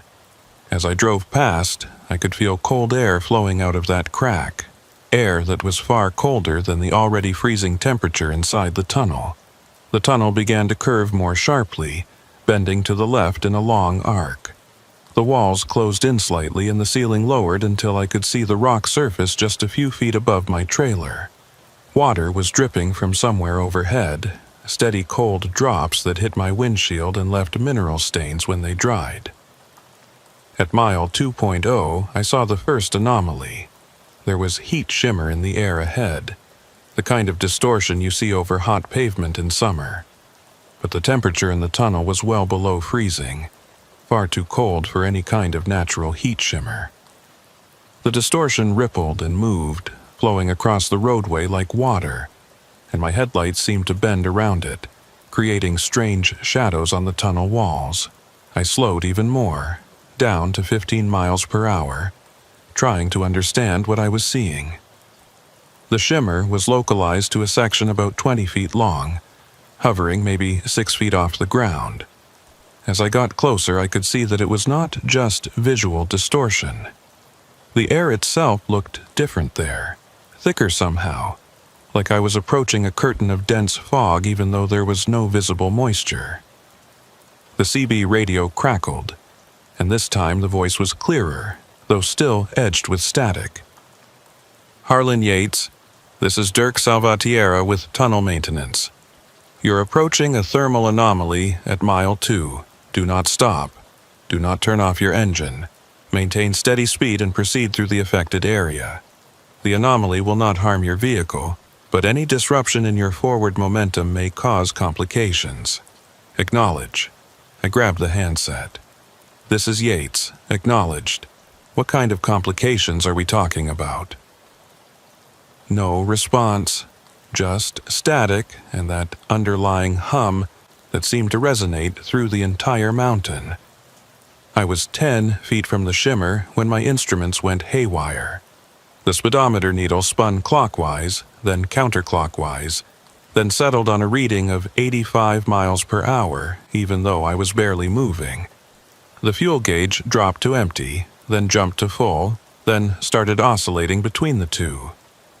The temperature gauge climbed into the red zone, suggesting the engine was overheating, but I could hear the diesel running normally, felt no loss of power or unusual vibration. I entered the shimmer, and for a moment everything went wrong. The steering wheel turned ice cold under my hands, cold enough that I felt my skin sticking to the plastic. The windshield fogged over instantly, completely opaque, leaving me driving blind. The engine sound changed pitch, rising to a high whine that hurt my ears, and I felt the truck lurch sideways like something had shoved it from the side, even though I had not touched the wheel. Then I was through. The shimmer was behind me in my mirrors, still rippling and flowing across the roadway. My instruments returned to normal readings. The windshield cleared as quickly as it had fogged. The steering wheel warmed back to ambient temperature.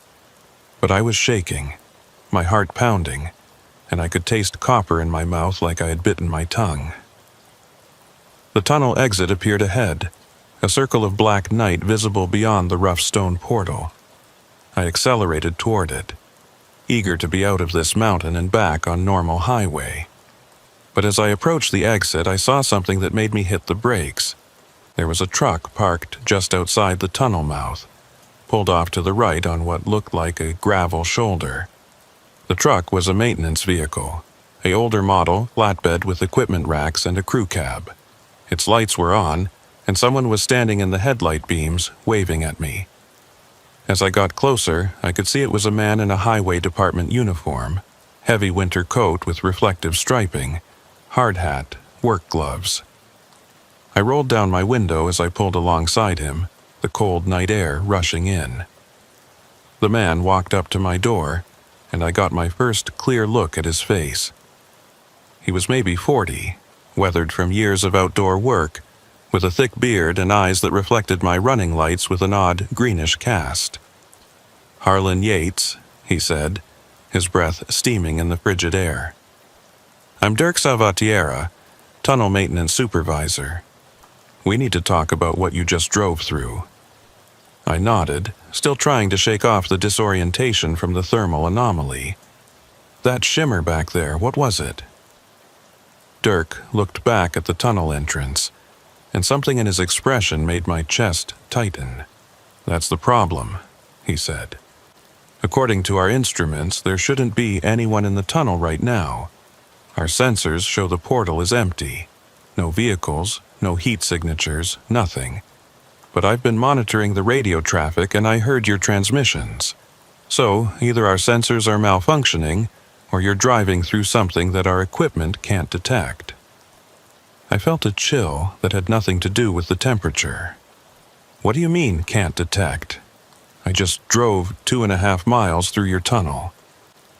Dirk pulled a tablet from his coat pocket and held it up so I could see the screen. It showed a schematic of the tunnel, a simple line drawing with distance markers and sensor locations. The entire tunnel was shaded green, which according to the legend meant clear, no vehicles present. "This is our monitoring system," Dirk said.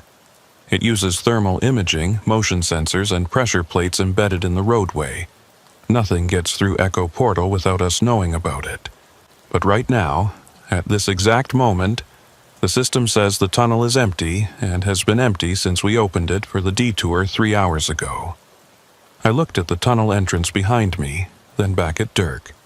"That's impossible. I just came from Grand Junction.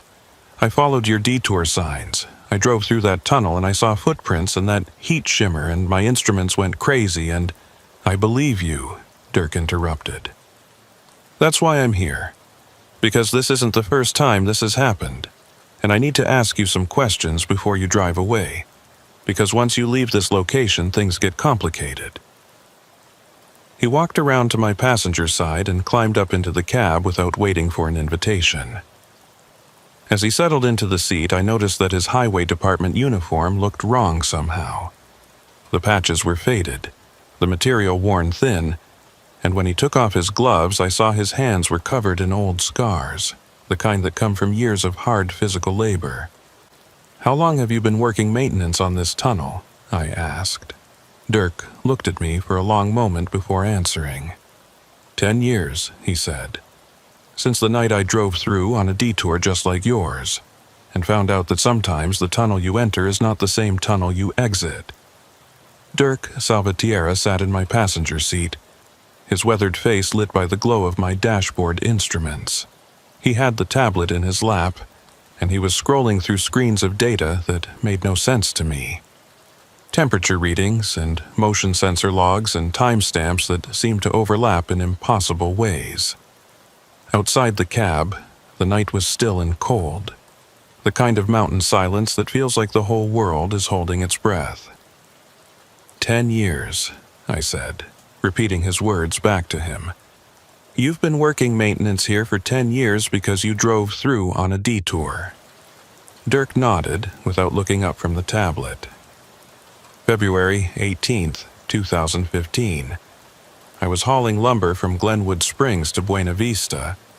Same setup as you, avalanche closure on 91, detour through Echo Portal. I came out the other side and found a maintenance supervisor waiting for me, just like I'm waiting for you now. His name was Jude Kitteridge. He told me the same thing I'm about to tell you, that I had driven through something that shouldn't exist, and that from now on, I was part of the maintenance crew whether I wanted to be or not. I felt my hands tighten on the steering wheel. That's insane. You can't just conscript someone into working a tunnel because they drove through it. "You're right," Dirk said, finally looking at me. "It is insane, but it's also true. Here's what's going to happen, Harlan. You're going to drive away from here, deliver your load to Leadville, go home to wherever home is, and live your normal life. But once a month, maybe twice a month, you're going to get a message on your CB radio, Channel 9, usually late at night. The message will tell you that Echo Portal needs maintenance, and you'll drive here and spend a few hours checking sensors and recording data and walking the tunnel with a flashlight. And you'll do it because something inside you will know that if you don't, the tunnel stops being maintained. And when tunnels like this stop being maintained, they start doing things. What kind of things? I asked. Dirk pointed at the tablet screen. See these temperature readings? The tunnel is supposed to maintain a constant 45 degrees Fahrenheit year-round. That's standard for mountain tunnels this deep, insulated by thousands of feet of rock. But Echo Portal doesn't follow standard physics. The temperature inside fluctuates wildly, dropping to -40 in some sections, jumping to over 100 in others. The thermal anomaly you drove through registers at 240 degrees on our sensors, hot enough to melt asphalt, but the road surface is always intact when we check it physically. He swiped to another screen. Motion sensors. We have them installed every 100 feet throughout the tunnel.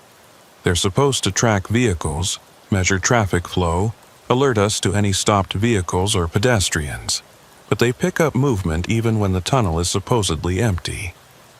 Footsteps, usually. Always the same pattern. Starting at the maintenance bay, walking toward the exit. Stride length of 4 to 5 feet. We've recorded this pattern over 3,000 times in the past 10 years. Who's walking? I asked, though I was not sure I wanted to know the answer. That's the question, Dirk said. Jude thought they were residual echoes, fragments of people who had been in the tunnel back when it was in active use. 1952 to 1962, those were the operational years. Highway Department records show that Echo Portal was built as a shortcut for mining traffic, but it was closed after only a decade because of, quote, structural concerns and anomalous maintenance requirements. Reading between the lines, the tunnel started exhibiting the same weird properties back then that it shows now, and rather than try to fix it, they just closed it and built a longer route around the mountain. But it's open now, I said. You're using it as a detour route. Only when necessary, Dirk said, and only because someone needs to monitor it. The tunnel can't be sealed permanently. They tried that in 1963, poured a concrete wall across both portals. Within 6 months, the walls had massive cracks, and the thermal readings from inside were going haywire. They finally removed the barriers in 1965 and established the maintenance protocol. 1 truck per month minimum has to transit the tunnel to keep it stable. If it goes too long without traffic, the anomalies get worse. The footprints multiply. The heat signatures show up in more locations. And, eventually, the things that make the footprints start appearing in other tunnels, other roads, spreading out from Echo Portal like an infection. I was silent for a long moment, processing what he was telling me. It sounded like the plot of a bad horror movie. Except I had just driven through that tunnel, felt my instruments go crazy, seen the footprints with my own eyes. I could not dismiss it as fantasy when the evidence was still fresh in my memory. Show me the maintenance logs, I said. If this has been going on since the 60s, there must be records. Dirk hesitated, then nodded. He tapped the tablet screen several times, bringing up a document that looked like it had been scanned from old paper records. The header read, Echo Portal Maintenance Log, Department of Highways Restricted Access. The first entry was dated March 3, 1965, written in careful handwriting that had been preserved through the digital scanning. Removed concrete barriers from both portals as per directive. Tunnel interior shows signs of thermal damage despite ambient temperature remaining constant at 43 degrees. Found footprints and dust on roadway, origin unknown. Recommend establishing monitoring protocol. I scrolled through more entries, watching the dates advance through the 60s and 70s. The handwriting changed as different maintenance supervisors took over, but the reports were consistent. Monthly inspections, temperature anomalies, unexplained footprints, occasional equipment malfunctions, and always, at the end of each report, a note about the number of transits that month. 2 trucks through this month. Anomalies within acceptable range.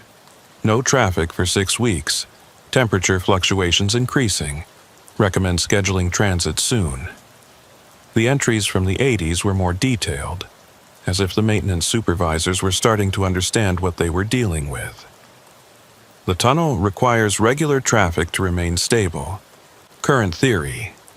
The construction process in 1952 intersected with some kind of natural geological formation, possibly a cave system or geothermal feature that creates the observed anomalies.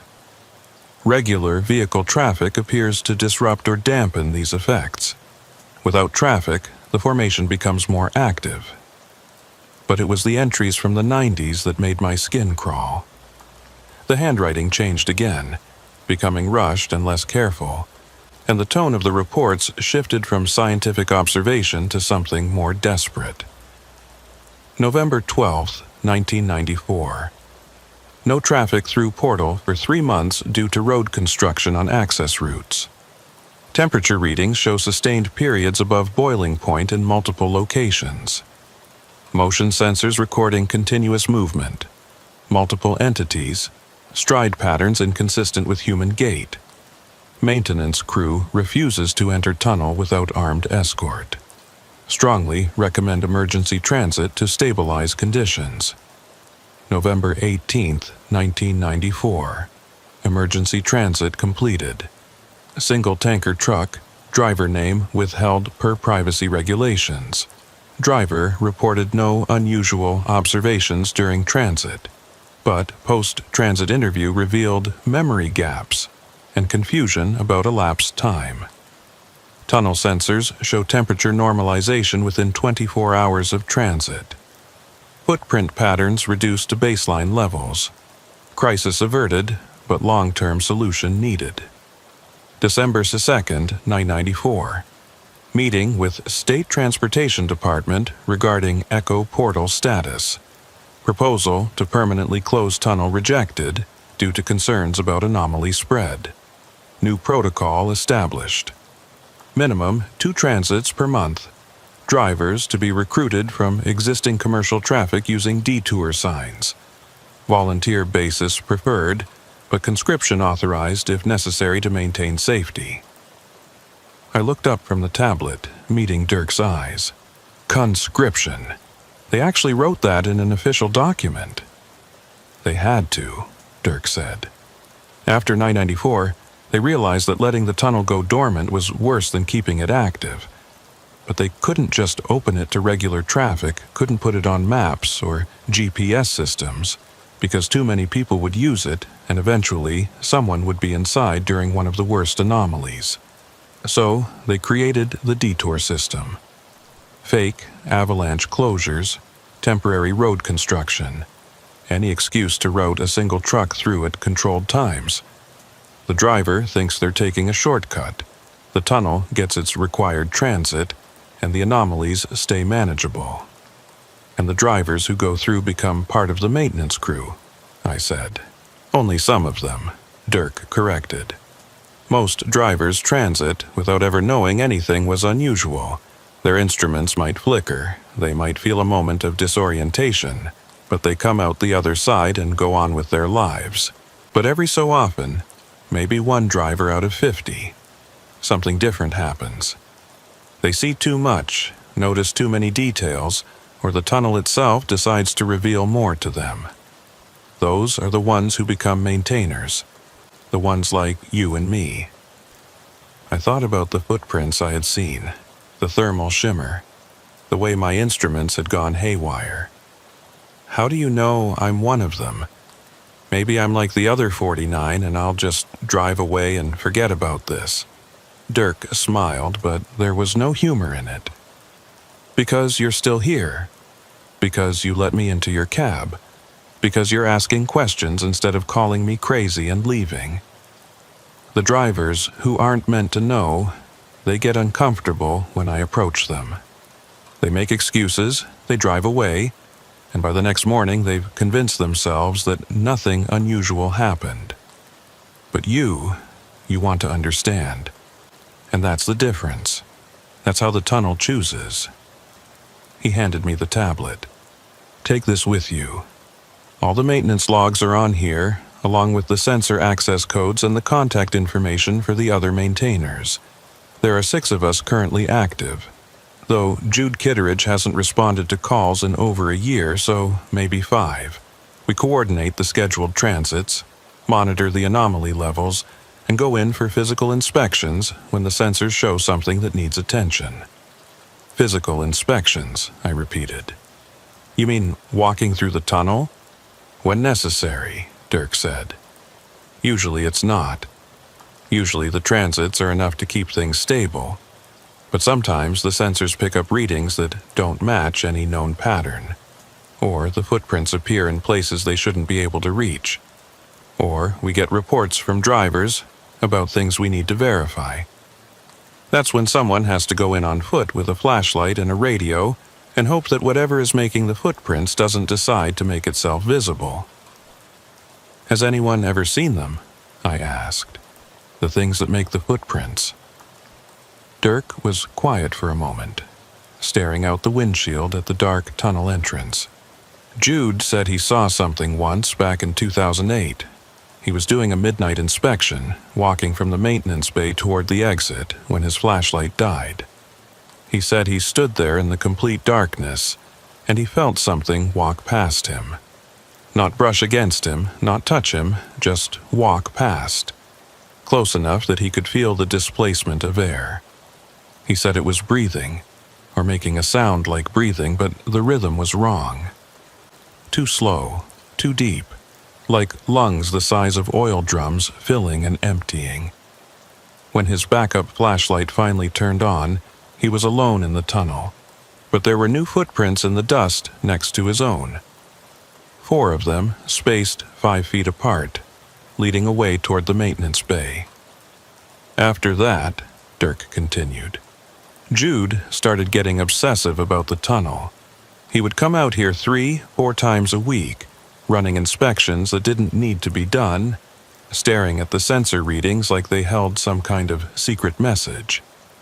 He started talking about the tunnel like it was alive, like it had intentions and desires. Last time I saw him was January of last year. He said he had figured out what the tunnel wanted, and he was going to give it to him. Then he drove into Echo Portal at 2 in the morning, and nobody's seen him since. His truck never came out the other side. The sensors say the tunnel is empty, but sometimes, late at night, the motion detectors pick up movement in the maintenance bay, and the stride pattern matches human gait perfectly. No anomalous spacing, just someone walking back and forth like they're waiting for something. I felt a chill run through me that had nothing to do with the cold air coming through my open window. You think he's still in there? I think something that used to be him is still in there, Dirk said. Whether it's an echo or a ghost or something else, I don't know. But the tunnel doesn't let go of people easily. That's why we maintain it. That's why we keep the transits regular and monitor the sensors and go in for inspections when we have to. Because if we stop, if we let it go dormant again, then whatever happened to Jude might start happening to other people, in other tunnels, on other roads. He reached for the door handle, preparing to climb down from my cab. You'll get your first call in about 3 weeks. Channel 9, late night, probably when you're halfway through some other run. The voice will tell you that Echo Portal needs a transit, and you'll know to come here. Bring a notebook, start keeping your own logs. And whatever you do, don't go into the maintenance bay. That's where Jude always said the footprints started, and that's where they always lead back to. something in there is watching, and the more attention you give it, the more interested it becomes in you. Dirk climbed down from the cab and closed the door. Through my window, he gave me a small wave, then walked back to his maintenance truck. I watched him drive away, his taillights disappearing around a curve in the mountain road, leaving me alone with my idling engine and the dark tunnel entrance behind me. I looked at the tablet he had left on my passenger seat. The screen was still showing the maintenance logs, and I scrolled through a few more entries, reading reports from the 2000s and 2010s. The tone had changed again in recent years, becoming more clinical, more resigned. These were people who had accepted that they were maintaining something they did not understand, following protocols that might not even be working, but doing it anyway because the alternative was worse. The last entry was dated 3 days ago, written by Dirk. Regular transit completed. Temperature readings normal. Motion sensors show baseline activity. Footprint pattern observed in maintenance bay, consistent with previous observations. No visual contact. Tunnel remains stable for now. Next scheduled transit in 4 weeks, unless anomaly levels increase. Current maintainer roster: Salvatierra, Yates, Brennan, Ortega, Pacheco. Kittredge status unknown. My name was already in the log. I had become part of the maintenance crew the moment I drove through Echo Portal, whether I wanted to be or not. I put the truck in gear and started driving toward Leadville, leaving the tunnel behind me. But I knew I would be back. In 3 weeks or 3 months, whenever the call came through on Channel 9, I would return to this mountain, drive through that dark passage, and add my own observations to the logs that stretched back 60 years. Because Dirk was right. The tunnel chose its maintainers, and once chosen, there was no walking away. In my rearview mirror, I could still see the tunnel entrance, a black rectangle cut into the mountainside. And as I watched, I saw a light appear inside the tunnel, a faint glow moving through the passage like someone walking with a flashlight. But I knew the tunnel was empty. The sensors said so. Dirk had confirmed it. There was no one inside Echo Portal. No one human, anyway. The light moved steadily toward the exit, and I accelerated, putting distance between myself and whatever was emerging from the mountain. I did not look back again until I was 5 miles down the road, and by then, the tunnel was out of sight, hidden by the curve of the mountain and the darkness of the Colorado night. But I could still feel it back there, breathing in its slow, impossible rhythm, waiting for the next transit, waiting for the next maintainer to accept their role in keeping it stable. And I knew that 3 weeks from now, when my CB radio crackled to life on Channel 9, I would turn my truck around and drive back to Echo Portal, because that is what maintainers do. We keep the tunnel breathing. We keep the footprints contained, and we pray that whatever makes them never decides to walk out into the world beyond the mountain. 3 weeks and 2 days after my first transit through Echo Portal, the call came exactly as Dirk had predicted. I was hauling refrigerated goods from Denver to Durango, halfway through the run, approaching midnight on a clear, cold night. The CB radio crackled on Channel 9, and a voice I did not recognize said simply, "Echo Portal requires maintenance. Respond if you can transit within 6 hours." I keyed the handset. "This is Harlan Yates. I can be there by 4 a.m. "Acknowledged," the voice said. "Temperature readings are elevated in Sector 3. Motion sensors showing increased activity. Standard inspection protocol. Dirk Salvatierra will meet you at the North Portal." I changed course at the next junction, leaving my scheduled route and heading northwest into the mountains. My dispatcher would be unhappy about the delay, but I had already established a pattern over the past 3 weeks of occasionally taking longer routes or making unexplained stops. I told him I was dealing with recurring electrical problems that required frequent maintenance checks. It was not entirely a lie. The tablet Dirk had given me was integrated with my truck's systems now, monitoring the tunnel's sensors even when I was hundreds of miles away. And sometimes it would trigger alerts that made my dashboard lights flicker in patterns that matched the anomaly readings from Echo Portal.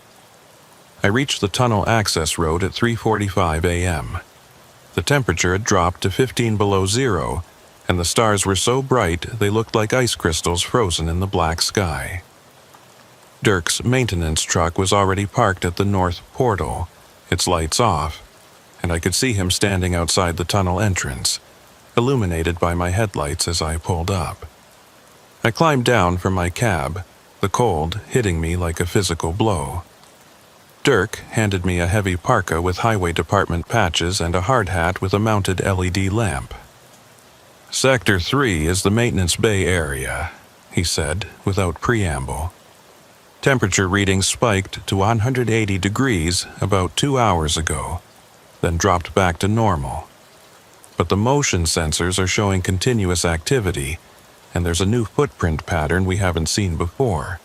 Smaller prints, human-sized, starting from the maintenance access door and leading into the main tunnel. "You said not to go into the maintenance bay," I reminded him. "I said not to go in alone and not to give it too much attention," Dirk corrected. "But if something is coming out of the bay and walking into the tunnel, we need to document it. That's new behavior, and new behavior means the tunnel is changing. We go in together, we stay on the main roadway, and we don't open any doors. Understood?" I nodded, pulling on the parka and adjusting the hard hat. Dirk handed me a radio clipped to a shoulder harness, a digital camera, and a clipboard with blank inspection forms. "Standard protocol," he said. "We walk in, document what we see, take temperature readings at marked intervals, and walk out. The whole inspection should take 90 minutes, maybe 2 hours. We don't stop except to record data. We don't investigate anything that looks unusual unless it's directly blocking the roadway.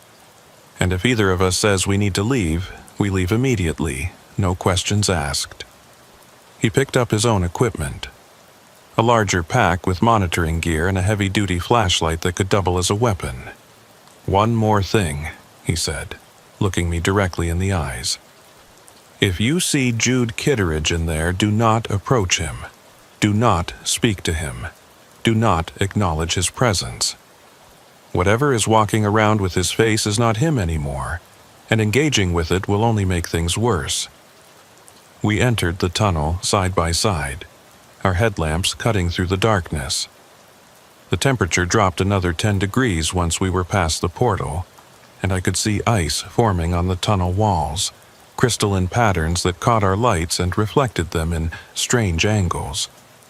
Our footsteps echoed, but the echoes were wrong, coming back too quickly from some directions and too slowly from others, like the tunnel's geometry did not match its visible dimensions. The first quarter mile was quiet. We stopped every 100 yards to check temperature sensors embedded in the walls, comparing the digital readings on Dirk's tablet with the mechanical backup thermometers mounted in protective housings. The readings matched, showing a steady 43 degrees Fahrenheit, exactly what the tunnel should maintain.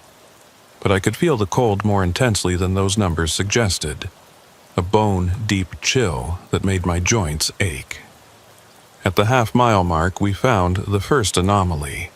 One of the motion sensors had been torn from the wall, leaving behind twisted mounting bolts and a spray pattern of what looked like rust stains on the concrete.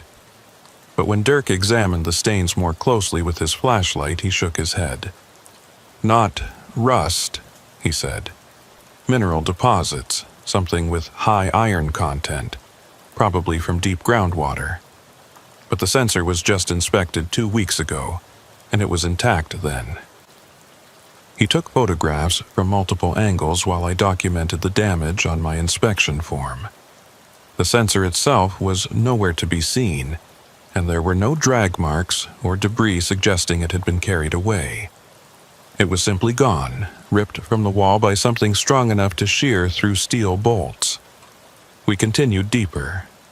At 3/4 of a mile, we reached the thermal anomaly zone where my instruments had gone haywire during my first tertius transit. This time, on foot, the effect was different. The air shimmered and rippled, but I could walk through it without the disorientation I had felt in my truck. Instead, I experienced a sensation of movement, like the air itself was flowing past me in currents that had nothing to do with ventilation or wind.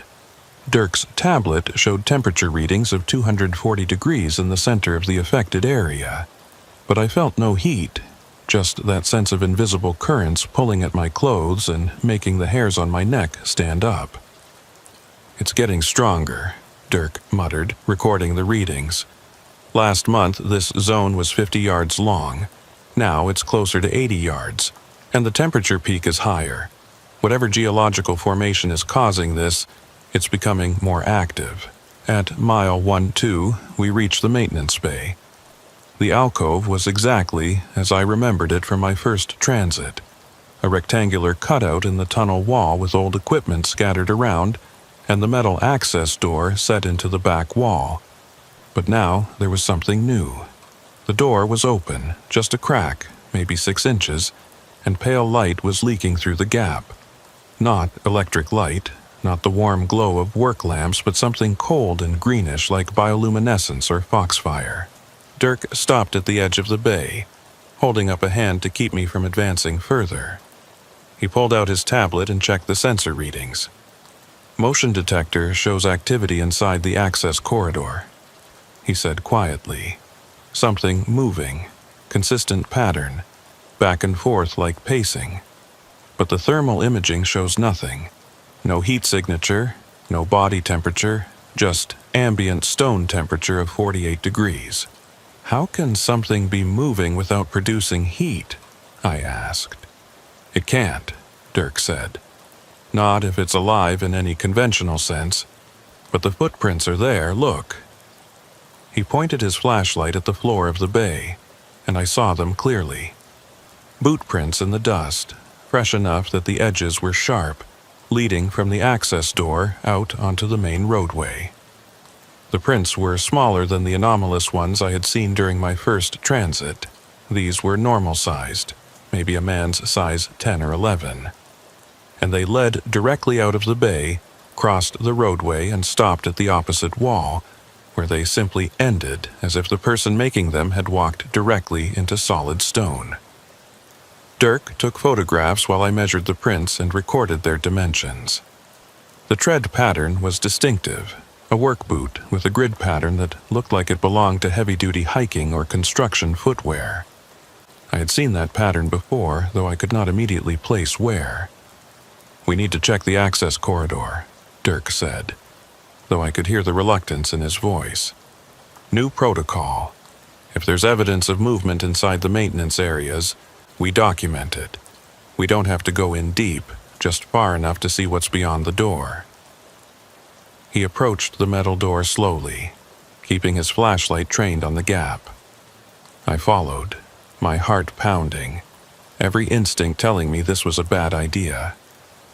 The greenish light from inside pulsed slightly, brightening and dimming in a rhythm that might have been random or might have been deliberate. As we got closer, I could hear sound from beyond the door. Not footsteps, not voices, but a low vibration, almost subsonic, that I felt in my chest more than heard with my ears. Dirk reached the door and carefully pulled it wider, revealing the corridor beyond. It was rough stone, unfinished, with timber supports that looked like they dated back to the original construction in 1952. The corridor extended about 30 feet before opening into a larger space, and the greenish light was coming from that larger space, pulsing and shifting. The vibration grew stronger as the door opened, and I realized it matched the rhythm I had felt during my first transit. The same pulse as the thermal anomaly, the same breathing rhythm that Dirk said Jude had heard in the darkness. The footprints continued into the corridor, and now I could see that there were multiple sets, overlapping, as if several people had been walking back and forth. Some of the prints were older, nearly faded, while others looked like they had been made minutes ago. And at the far end of the corridor, silhouetted against the greenish light, I saw a figure standing motionless. The figure was man-shaped, wearing what looked like a maintenance uniform similar to the one Dirk wore. But something was wrong with the proportions. The arms were too long, hanging below the knees, and the head was tilted at an angle that suggested the neck was broken, or the skull was deformed. As we watched, the figure raised one hand in a slow wave, the gesture mechanical and precise. "Jude," Dirk whispered, and I heard a note in his voice I had not heard before. Fear, yes, but also recognition and terrible sadness. The figure in the corridor began walking toward us, its gait wrong, legs moving in that too long stride I'd seen in the footprint patterns during my first transit. 4 feet per step, maybe 5, covering the distance quickly despite moving with an unhurried pace. The greenish light followed it, or came from it. I could not tell which, pulsing brighter with each footfall. Dirk grabbed my arm and pulled me back from the door. "Close it," he said urgently. "Close it now, and we leave. Standard protocol, no engagement. We document and exit." I helped him push the metal door shut, and we heard the click of the latch engaging. But through the door, I could hear footsteps continuing, approaching the threshold, then stopping. The vibration intensified, making the door rattle in its frame, and for a moment I thought whatever was on the other side would simply push through. But then the vibration stopped, the footsteps retreated, and we were left in silence broken only by our own harsh breathing. Dirk was already walking quickly back toward the tunnel entrance, his flashlight beam bouncing erratically as he moved. I followed, checking over my shoulder every few seconds, expecting to see the maintenance bay door burst open, expecting to see that wrongly proportioned figure emerge and follow us. But the door remained closed, and the greenish light gradually faded from the gap underneath it. We made it to the 3/4-mile mark before Dirk stopped and turned to face me. His face was pale under his hard hat, and his hands were shaking slightly as he pulled out his tablet to record our observations. "That was him," he said. "That was Jude, or something wearing Jude. The build was right, the uniform was right. Even the way he waved was right. That's exactly how Jude used to acknowledge people when he saw them from a distance. But the proportions were wrong," I said. "The arms, the stride length. The tunnel changed him," Dirk said. "Or made a copy that's not quite accurate. Or something else is using his appearance. I don't know which is worse." He finished entering data into the tablet and looked back toward the maintenance bay, though we could no longer see it from our position. "This changes everything. Jude isn't just missing. He's inside the access corridors, and he's moving between the maintenance areas and the main tunnel. If he starts appearing during regular transits, if drivers see him, the whole system falls apart." "What do we do?" I asked. "We finish the inspection," Dirk said. "We document everything according to protocol, and then we call an emergency meeting with the other maintainers, because this is beyond standard maintenance now. This is containment." We continued toward the exit, moving faster now, our earlier caution replaced by urgency. The tunnel felt different on the return walk, the walls seeming closer, the ceiling lower, the darkness more aggressive in pushing back against our lights. Every shadow might have hidden a figure, every echo might have been footsteps following us, and I found myself walking faster and faster until we were almost jogging by the time we reached the final 100 yards. The exit appeared ahead, that blessed circle of gray, pre-dawn light, and I felt a surge of relief so intense it was almost painful. We emerged into the cold mountain air, and I gulped it down, realizing I'd been breathing shallowly throughout the entire inspection, as if some part of me had been afraid to draw the tunnel's air too deeply into my lungs. Dirk immediately pulled out his phone and made a call, speaking in quick, urgent sentences to whoever answered. I could only hear his side of the conversation, but the words I caught were enough. Active mischievous manifestation, access corridor, visual confirmation, need meeting within 24 hours. While he talked, I walked to my truck and climbed into the cab, needing the familiar space, the normal surfaces, the reliable instruments. I pulled out the tablet and reviewed the data we had collected. Temperature spikes, motion sensor damage, footprint measurements, photographic evidence. It all looked official and scientific in the neat digital forms, but it did nothing to capture the reality of what we had seen, the wrongness of that figure in the corridor, the feeling of being watched by something that wore a human shape but had forgotten or never known how to properly inhabit it. Dirk finished his call and walked over to my truck. Meeting is set for tomorrow night, 9 p.m. at the Flying J in Frisco. All active maintainers will be there. We're going to review the protocols and decide if Echo Portal needs to be shut down permanently. Consequences be damned. Can it be shut down? I asked. I thought you said that made things worse. It does, Dirk admitted. But having Jude or whatever he's become walking around in there might be worse. We need to discuss options, figure out if there's a way to contain the access corridors without sealing the main tunnel. Maybe welding the maintenance doors shut. Maybe filling the corridors with concrete, I don't know. But we can't leave things as they are. He looked back at the tunnel entrance one more time. And in the growing light of dawn, I could see how exhausted he looked. How the years of maintenance had worn him down. 10 years I've been doing this, he said. 10 years of monitoring and inspecting and keeping this thing stable. And now I'm wondering if we've been making a mistake the whole time. Maybe the tunnel was supposed to be sealed in 1963. Maybe we've been feeding it by keeping it active, giving it the energy it needs to grow and change and create things like what we saw in that corridor. You think the transits make it stronger? I asked. I think the tunnel needs something from us, Dirk said.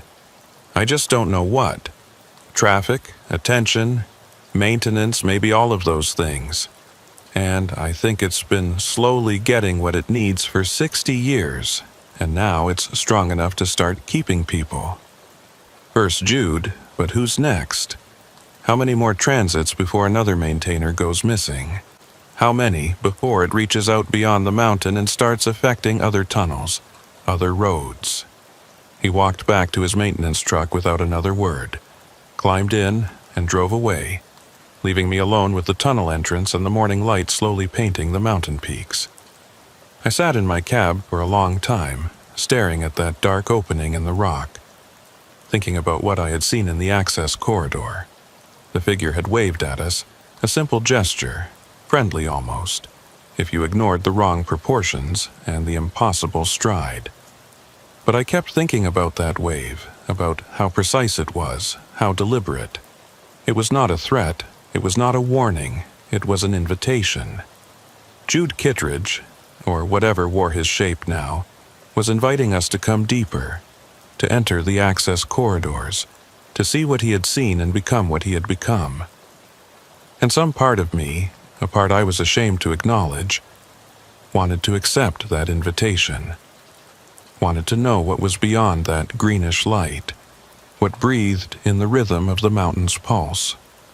I started my engine and drove away from Echo Portal, but I knew I would be back. Not just for the scheduled transits and inspections, but because the tunnel had shown me something, given me a glimpse of whatever existed in those maintenance corridors, and now I needed to know more. Dirk was right.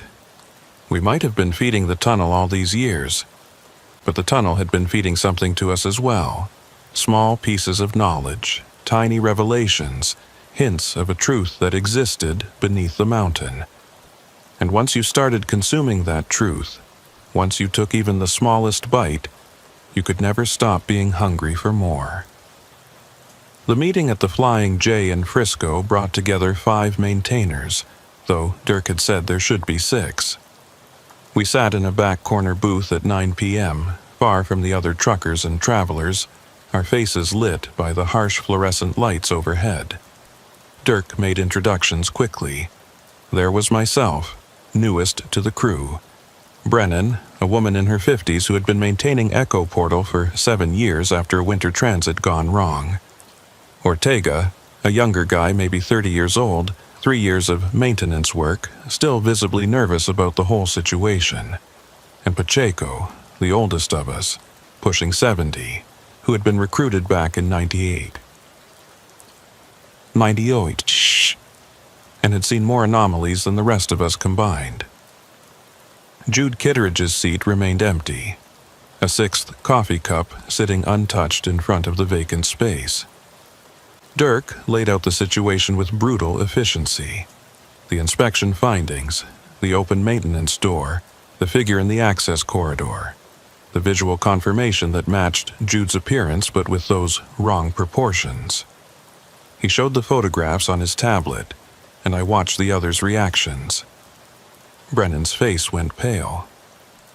Ortega actually pushed back from the table, hands shaking. Only Pacheco seemed unsurprised, nodding slowly as if this was something he had been expecting. "We knew this would happen eventually," Pacheco said when Dirk finished.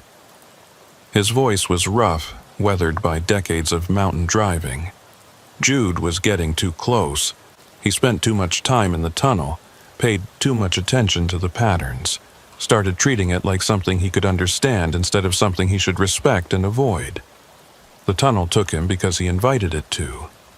"What do you mean, invited it?" I asked. Pacheco leaned back in the booth, his coffee untouched. "The tunnel operates on attention. The more you focus on it, the more you try to understand it, the more it reveals itself to you. That's how it recruits maintainers in the first place. Most drivers pass through and forget. But some of us notice too much, ask too many questions, and then we're hooked. We become part of the maintenance crew because we can't let it go." Jude took that further than anyone should. He started keeping his own logs, separate from the official records. He would go into the tunnel during off hours, sometimes spending 12 hours straight walking the passages, taking readings, mapping the access corridors. "I didn't know there were multiple access corridors," Brennan said. "There are at least 7 that we know of," Pacheco replied. "One at the maintenance bay, which is the only one we monitor regularly, but there are others at various points throughout the tunnel, hidden behind panels or concealed in shadow alcoves. Jude found them over the years, marked them in his private logs.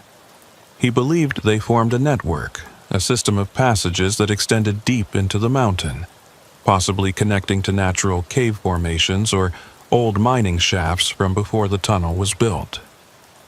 Dirk was staring at Pacheco with an expression I could not quite read. "You knew about this. About Jude's private investigation. Why didn't you report it?" "Because I understood what he was doing," Pacheco said. "Same thing all of us are doing, just more intensive. Trying to figure out what we're maintaining, what we're feeding with our transits and inspections. The official logs treat Echo Portal like a standard infrastructure problem, temperature anomalies and sensor malfunctions. But you've all felt it.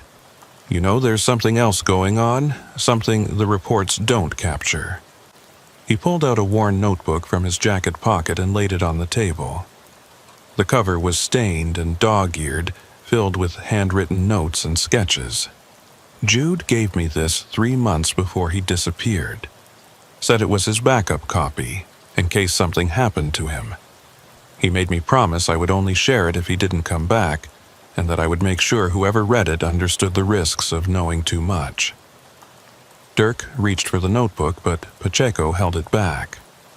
"Before you look at this, you need to understand something. The tunnel is not a passive thing.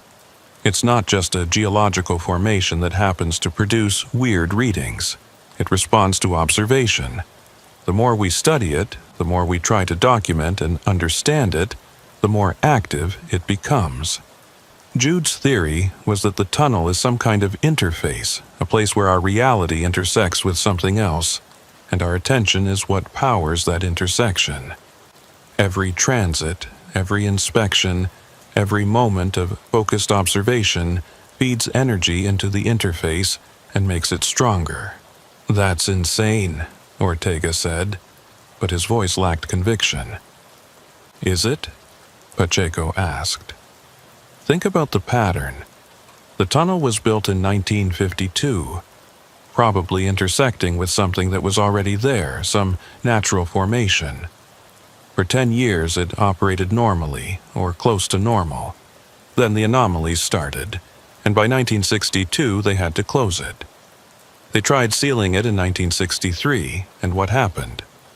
The anomalies got worse, spreading beyond the tunnel boundaries. So they opened it back up and established the maintenance protocol. Regular transits, minimal but consistent traffic, just enough attention to keep things stable but not so much that it grows out of control. And for 60 years that worked, until Jude decided to really pay attention, to study the tunnel seriously, and now look what's happened." He pushed the notebook across the table to Dirk. "His last entries are in there, the ones he wrote just before he went in that final time. Read them, and then tell me if you still think we should keep maintaining this tunnel, or if maybe we should walk away and let whatever wants to happen, happen." Dirk opened the notebook to the last pages. I could see Jude's handwriting, smaller and more cramped than in the earlier entries, as if he had been writing quickly or under stress. Dirk read silently for a long moment, his expression growing darker. Then he began reading aloud so the rest of us could hear. January 14th, 2024. I've been inside the access corridors for 6 hours now, deeper than I've ever gone before. The main maintenance corridor extends approximately 800 feet into the mountain before branching into 3 separate passages. I've designated them Alpha, Beta, and Gamma. Alpha leads upward at a 15-degree incline, possibly toward the mountain peak. Beta continues roughly horizontal, following what might be a natural fault line. Gamma descends sharply, dropping at least 200 feet over a 300-foot distance. The temperature in the corridors is constant at 62 degrees, warmer than the main tunnel. The air quality is good, no gas buildup or oxygen depletion that I can detect. But there's something else in the air, something I can taste on my tongue like copper or ozone. The vibration I've felt during previous visits is stronger here, almost painful, resonating in my chest and making it hard to breathe deeply. I've found evidence of previous human presence, tool marks on the walls, old wooden supports that predate the tunnel construction by decades, possibly from mining operations in the 1800s, and footprints in the dust, lots of them, various sizes and tread patterns, some very old and some that look recent. I can't tell if these are from other maintainers who explored these corridors and never reported it, or if they're from something else. Dirk paused, looking up at us. He's describing an exploration we have no official record of. 6 hours inside the access corridors alone, going deeper than anyone was authorized to go. "Keep reading," Pacheco said quietly. Dirk continued. January 15th, I went back into Gamma Corridor last night, following it down as far as I dared. The passage opens into a larger chamber approximately 400 feet below the main tunnel level. The chamber is natural, a limestone cavern with formations that suggest it's been here for thousands of years. But there are modifications, human-made structures integrated with the natural stone. Concrete platforms, metal railings, electrical conduits that don't connect to anything I can identify. The greenish light I've reported seeing near the maintenance bay access is stronger here. It's coming from the rock itself, or from something inside the rock. Bioluminescence is my best guess, but the spectrum is wrong. When I shine my flashlight on the glowing areas, they dim, as if they're sensitive to external light sources. And when I turn off my light and sit in the darkness, the glow intensifies and begins to pulse in that same rhythm I've been tracking, that slow, breathing pattern. I stayed in the chamber for 3 hours, just sitting and observing, and I started to understand something. The breathing isn't random, it's communicative. The pulses carry information, patterns within patterns, like a language or code. I don't have the tools to decode it properly, but I can feel the meaning, sense the intention behind it. The tunnel isn't trying to trap us or harm us. It's trying to show us something, teach us something, and the only way to learn is to go deeper, to spend more time in the presence of that pulsing light. Brennan interrupted. He's describing psychosis, hypoxia or carbon monoxide poisoning or something. You can't trust observations made in that state. Maybe, Dirk said, but there's more. He turned to the final entry. January 17th.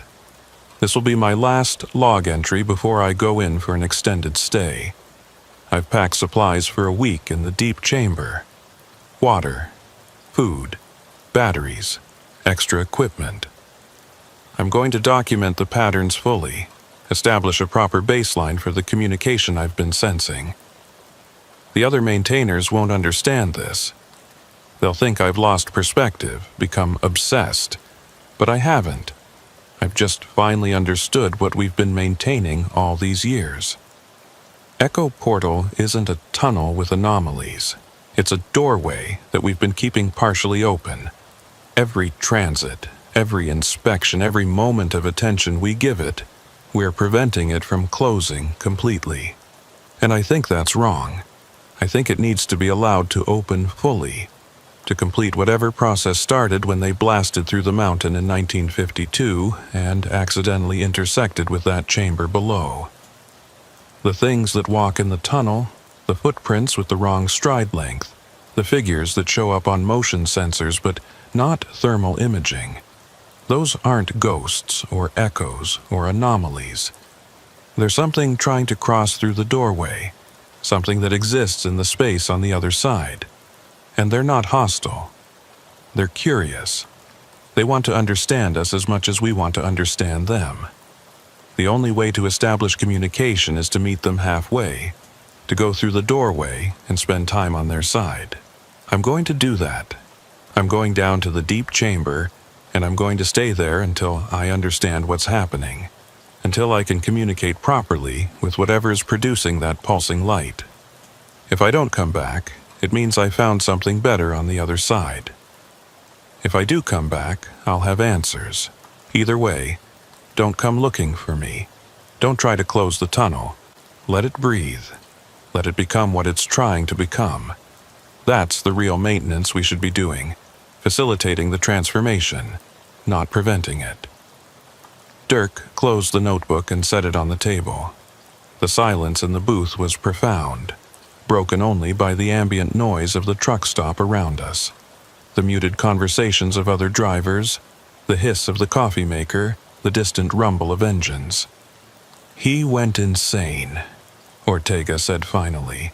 Whatever he experienced in that chamber, it broke his mind and made him think he was communicating with something. Or he was right, I said, surprising myself with the words. What if he really was sensing something? What if the tunnel really is trying to communicate? All eyes turned to me, and I felt the weight of their attention. But I continued, because something about Jude's final entries resonated with my own experiences. I've only been through Echo Portal twice, once as a transit, once on foot. But both times I felt something, not just fear or disorientation, but a sense of presence, of being observed by something that was trying to understand me. When we saw that figure in the maintenance corridor, when it waved at us, that wasn't a threat. It was exactly what Jude said, curiosity, an attempt at contact. You can't seriously be considering this, Brennan said. I'm not saying we should follow Jude's path, I replied, but maybe we should reconsider our approach. We've been treating Echo Portal like a hazard to be managed, an infrastructure problem to be solved with monitoring and maintenance. What if that's wrong? What if it needs something different from us? Pacheco was nodding slowly. I've been thinking the same thing for years. The tunnel keeps calling us back. It recruits maintainers, creates situations that force us to return and pay attention to it. That's not random, that's intentional. It wants something from us, and until we figure out what that is, we're just going to keep repeating the same cycle. Dirk stood up abruptly, pacing beside the booth. This is exactly the kind of thinking that got Jude lost. You start anthropomorphizing the tunnel, attributing intentions and desires to what's probably just a weird geological formation, and the next thing you know you're walking into a cave with a week's worth of supplies and planning to commune with glowing rocks. Then what's your alternative? I asked. We keep doing standard maintenance until another one of us disappears? We try to seal it again and risk the anomalies spreading? Or we walk away entirely and hope that whatever happens far enough from population centers that it doesn't matter? Dirk stopped pacing and looked at each of us in turn. I don't know, he admitted. That's why I called this meeting, because I've been maintaining Echo Portal for 10 years and I thought I understood what we were doing. But after seeing Jude in that corridor, after reading his logs, I don't know anymore. Maybe he's right. Maybe we've been doing it wrong all along. There's one way to find out, Pacheco said. He was looking directly at me, and I felt a chill run down my spine. Someone needs to go into the deep chamber, not for a week like Jude planned, but for a few hours, properly equipped, with communication maintained with the surface, with a plan for extraction if things go wrong. We need to verify what's down there, document it properly, and determine if there's really anything trying to communicate, or if it's just environmental effects causing hallucinations. That's a suicide mission, Brennan said flatly. It's a controlled investigation, Pacheco corrected. And it's necessary. We can't keep operating on assumptions and fear. We need data. Real observations from someone who's willing to go deep enough to get answers but disciplined enough to come back out. Why are you looking at me? I asked, though I already knew the answer. Because you're the newest, Pacheco said. You don't have years of accumulated fear and preconceptions. You felt the presence, acknowledged it, but you haven't built up defensive mechanisms against it. That makes you the best candidate to establish contact, if contact is possible. And if it's not possible, if there's nothing down there but toxic gas and hallucinations, you're the most likely to recognize that and abort the mission before you end up like Jude. I looked around the table at the other maintainers. Dirk was staring at his coffee, unwilling to meet my eyes. Brennan looked like she wanted to argue but could not find the words. Ortega was pale, clearly relieved that the attention was not on him. Only Pacheco met my gaze directly, and I saw in his eyes something I had not expected. Hope. He genuinely believed that going into the deep chamber might provide answers, might change our understanding of what we were dealing with. If I do this, I said slowly, I need guarantees. Full safety equipment, communication maintained at all times, and a rescue team ready to pull me out if I call for extraction. And I want access to all of Jude's logs, not just the final entries. Everything he documented about the access corridors and the deep chamber. Pacheco nodded. Agreed. We'll need a week to prepare.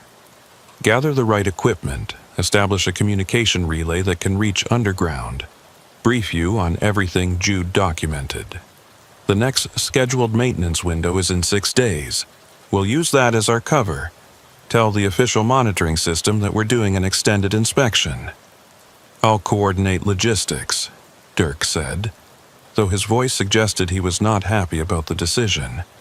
But I want it on record that I think this is a mistake. We're not researchers. We're truck drivers who got recruited into maintaining something we don't understand. This is beyond our scope. It's been beyond our scope from the beginning, Pacheco said. We've just been pretending otherwise. The meeting broke up shortly after that, each of us heading back to our trucks and our regular routes. But we all knew we would be back at Echo Portal in 6 days, and that what happened there might change everything, or end everything, or reveal that there was nothing to change or end, just an empty chamber and the echoes of Jude's deteriorating mind. I spent the next 6 days running my normal loads, but I could not focus on the work. My mind kept drifting back to Jude's logs, to his description of the deep chamber and the pulsing light, to the idea that something beneath the mountain was trying to communicate across some fundamental barrier between realities. I told myself it was probably nothing, probably just gases or radiation or some other environmental factor that created hallucinations. But I could not shake the memory of that figure in the maintenance corridor, the way it had waved at us, the deliberate nature of that gesture. On the 6th night, I drove back to Echo Portal. The others were already there, Dirk's maintenance truck and Pacheco's rig parked outside the north portal. They had brought equipment, more than I expected. Climbing gear, rope, extra lights, oxygen sensors, carbon monoxide detectors, a portable ventilation fan, first aid supplies, and a communication setup that included a CB base station and a series of relay units that could be placed along the descent route. Pacheco handed me a climbing harness and a hard hat with multiple light sources. "We've been testing the relay system," he said. "It works down to about 500 feet, which should be deep enough to reach the chamber Jude described. Every 100 feet, you'll place one of these repeater units. They'll boost the signal and maintain the connection. If at any point you lose communication, you abort and come back up immediately. Understood?" I nodded, strapping on the harness and checking the equipment. Dirk gave me a radio tuned to our private frequency and I tested it, confirming I could hear his voice clearly. "Remember," he said, "you're not Jude. You don't have to understand everything or document everything. Your mission is simple. Get to the deep chamber, observe for 30 minutes, report what you see, and come back. No extended stays, no attempts at communication, just observation and extraction." "What if something tries to communicate with me?" I asked. Dirk was quiet for a moment. "Then you document it and report it. But you don't engage. You don't make promises or agreements. You just observe and come back. We can make decisions about next steps once we have your report." At midnight, I entered the tunnel alone, my lights cutting through the familiar darkness. I moved quickly through the first mile, past the thermal anomaly zone that shimmered and pulsed as I walked through it, past the emergency bay where we had seen the figure in the access corridor. The maintenance door was closed now, sealed with heavy chains and padlocks that Dirk had installed after our last inspection. But I was not going in through that door. Pacheco had given me coordinates for one of the other access points Jude had discovered, a concealed panel in the tunnel wall at mile 18. I found it exactly where the logs had indicated, a section of concrete that looked solid but could be pushed aside to reveal a narrow opening. I slipped through into a rough stone passage that immediately began to descend. The passage was tight, barely wide enough for my shoulders, and I had to move carefully to avoid snagging my equipment on the rough walls. My radio crackled, and I heard Dirk's voice. "Harlan, we're receiving your signal. Confirm you're in the access corridor." "Confirmed," I replied.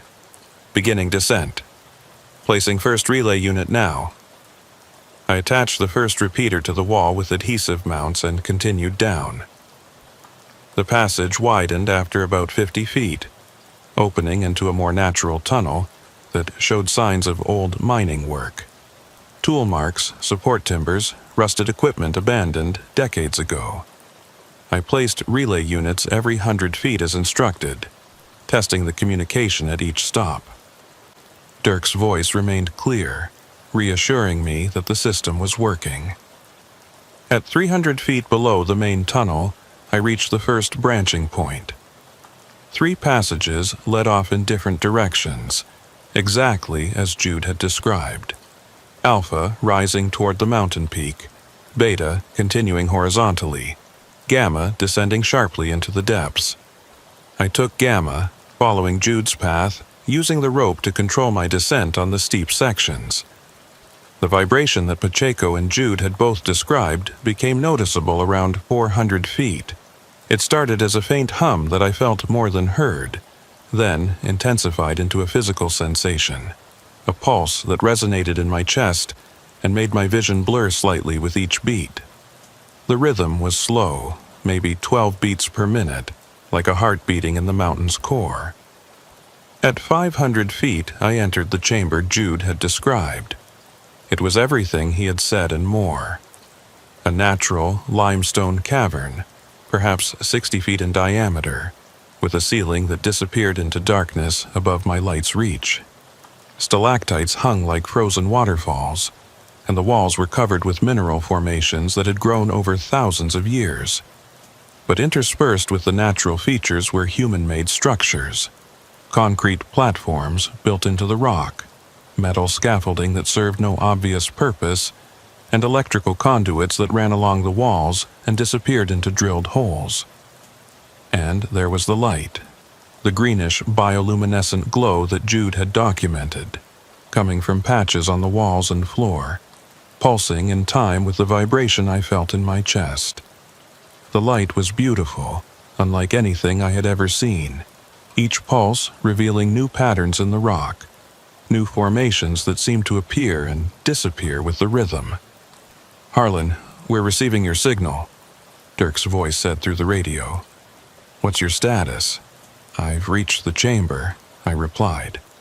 "It's exactly as Jude described. The light is here, pulsing. The vibration is strong. No signs of danger, no gas readings. Oxygen levels are normal. I'm going to observe for the planned 30 minutes.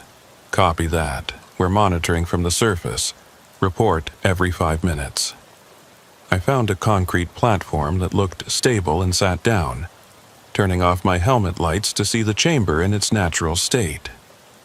With my artificial lights extinguished, the greenish glow intensified, and I could see the patterns more clearly.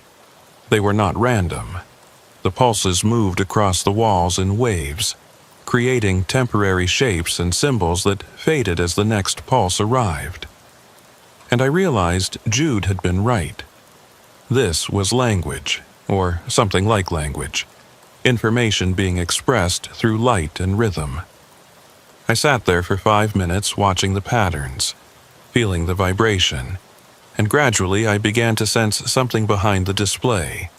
Not a presence exactly, but an awareness, a sense of being observed and analyzed. The patterns began to change, responding to my attention, creating new combinations of light and shadow that seemed directed at me specifically. "Harlan, 5-minute check-in," Dirk's voice said. "All good," I replied. "The light patterns are responsive. They change when I focus on them." Jude was right about that part. This might be some form of communication. I continued observing, and the patterns became more complex, more specific. I saw shapes that resembled geological structures, diagrams of tunnels and chambers, maps of the mountain's interior. I saw what might have been timelines, sequences of events represented by varying intensities of light. And I saw figures, human shapes rendered in bioluminescence, walking through the tunnels, descending into the chambers, some of them staying, some of them leaving, some of them transforming into something else. At the 15-minute mark, I saw Jude. His shape appeared in the patterns, rendered in light, walking down through the access corridors just as I had done. But his journey did not end in the chamber. The patterns showed him going deeper, through passages I had not explored, into spaces beneath the chamber where the light grew brighter and the shapes more complex. And at the end of his journey, I saw him standing in a space that was not quite cave and not quite room, his human form dissolving into light, merging with the patterns, becoming part of the display. "Harlan, 15-minute check-in," Dirk's voice was concerned now. "Your vitals are showing elevated heart rate. Are you okay?" "I see him," I said. "I see Jude. The patterns are showing me what happened to him. He went deeper than this chamber.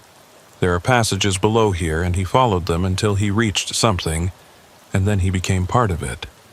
"That's hallucination," Dirk said firmly. "Environmental factors affecting your perception. You need to begin extraction now." But I could not move yet because the patterns were still showing me things. They were showing me the tunnel's history. The moment in 1952 when the construction crews blasted through the rock and accidentally broke through into these chambers. The moment when two realities intersected. When the space beneath the mountain opened a connection to somewhere else. Somewhere that existed in patterns of light and rhythm rather than solid matter. The tunnel was not a doorway between places. It was a doorway between states of being. The pattern showed me the maintenance crews, the decades of people trying to understand and control what they had discovered. They showed me the transits, the energy we provided every time a truck drove through, every time a maintainer descended into the depths. We were feeding it, just as Pacheco had suspected, but not in a predatory sense. We were providing a bridge, a connection between the solid world above and the pattern world below. Our attention, our observation, our very presence created the interface that allowed the two realities to coexist. And Jude had gone all the way through. He had dissolved his solid form and reconstituted himself as patterns, becoming part of the light display, learning to communicate in rhythm and luminescence instead of words and gestures. The figure we had seen in the maintenance corridor was not a monster wearing Jude's shape. It was Jude trying to come back, trying to translate himself back into solid form, but not quite succeeding because he had spent too long existing as patterns. His proportions were wrong because he was remembering human shape from the inside of the pattern world, and the translation was imperfect. "Harlan, you need to respond. We're preparing to send a rescue team." I keyed my radio. "I'm fine. I understand now. I understand what Jude found, what the tunnel is, what we've been maintaining all these years. It's not dangerous. It's not trying to trap us. It's just different, existing in a state we don't have words for. And it's been trying to show us that, teach us that, every time we come down here." "That's the gas talking," Dirk said. "Your oxygen sensor is showing normal readings, but there could be other compounds affecting you. Begin extraction immediately. That's an order." I stood up, turning my helmet lights back on, and the bioluminescent glow dimmed in response to the artificial light. The patterns faded, leaving only natural rock formations and the human-made structures that had been built to study them. I felt the loss immediately, like closing a book before reaching the end of the story. "I'm starting extraction," I said into the radio. "But Dirk, we need to talk about this when I get back up. We need to reconsider everything we think we know about Echo Portal." The climb back up took twice as long as the descent, and every step away from that chamber felt wrong, like I was walking in the wrong direction. I kept looking back, seeing the greenish glow fading in the distance, and part of me wanted to turn around, descend again, stay longer, learn more. But I forced myself to keep climbing, collecting the relay units as I passed them, maintaining communication with Dirk. When I finally emerged from the access corridor and stepped back into the main tunnel, I felt the temperature difference immediately, the chill of the mountain air versus the strange warmth of the chamber below. Dirk and Pacheco were waiting at the access point, and they grabbed me as soon as I appeared, checking me over with the urgency of people who had been genuinely worried.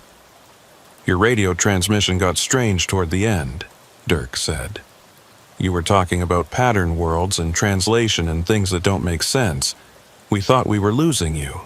"You weren't losing me," I said. "I was finding something, learning something. Whatever Jude discovered down there, it's real. It's not hallucination or gas or environmental effects. There's something beneath this mountain that exists in a completely different way than we do, and the tunnel is the interface between our existence and theirs. Pacheco was nodding, his weathered face showing something that might have been vindication. You saw the patterns, the light communication. I saw more than that, I said. I saw what happened to Jude.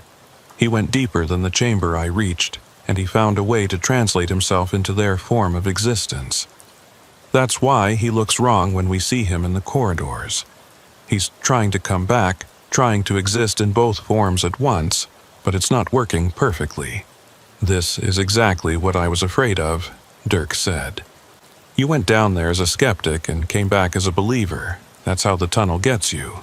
It shows you things that seem profound and meaningful, and you start thinking you've discovered some great truth, when really you're just experiencing neural effects from environmental exposure. Then, how do you explain the patterns? I asked. The way they responded to my attention showed me specific information about the tunnel's history and Jude's journey. That's not random neural misfiring, that's communication. It's interpretation, Dirk countered. Your brain taking random stimuli and creating meaning from it, the same way people see faces in clouds or hear voices in white noise. You wanted to find meaning down there, so you found it. We stood there in the tunnel, the three of us, and I realized we were at an impasse. Dirk represented the old way of thinking, treating Echo Portal as a hazard to be managed. Pacheco represented the new way, seeing it as an opportunity for understanding. And I was caught in the middle, having experienced something that felt profoundly real, but that I could not prove to someone who had not been there. What do we do now? I asked. Pacheco pulled out his phone and showed me the monitoring data from my descent. Temperature readings, motion sensors, radio transmission logs. We document everything, he said. We add your observations to the official logs, and we make a decision as a group about whether to continue standard maintenance protocols or to explore this further. There's nothing to explore, Dirk insisted. Harlan went into a chamber, experienced some unusual effects, and came back with theories that can't be tested or verified. That doesn't change our job. We keep the tunnel stable, we prevent the anomalies from spreading, and we don't lose any more maintainers to whatever is down there. What if Jude's not lost? I said. What if he found something better? What if the reason he's trying to come back is not because he's trapped, but because he wants to show us what he's learned? Dirk stared at me for a long moment, then shook his head. I can't do this anymore, he said. 10 years of maintenance, of trying to keep this thing under control, and now it's taking people's minds even when they come back out. I'm done. Find someone else to coordinate the transits and inspections. I'm out. He walked toward his maintenance truck without another word. Pacheco and I watched him go, and I felt a mix of understanding and disappointment. Dirk had been the anchor, the one who kept us focused on practical concerns, and now he was leaving because the practical had collided with the inexplicable. He'll be back, Pacheco said quietly. They always come back.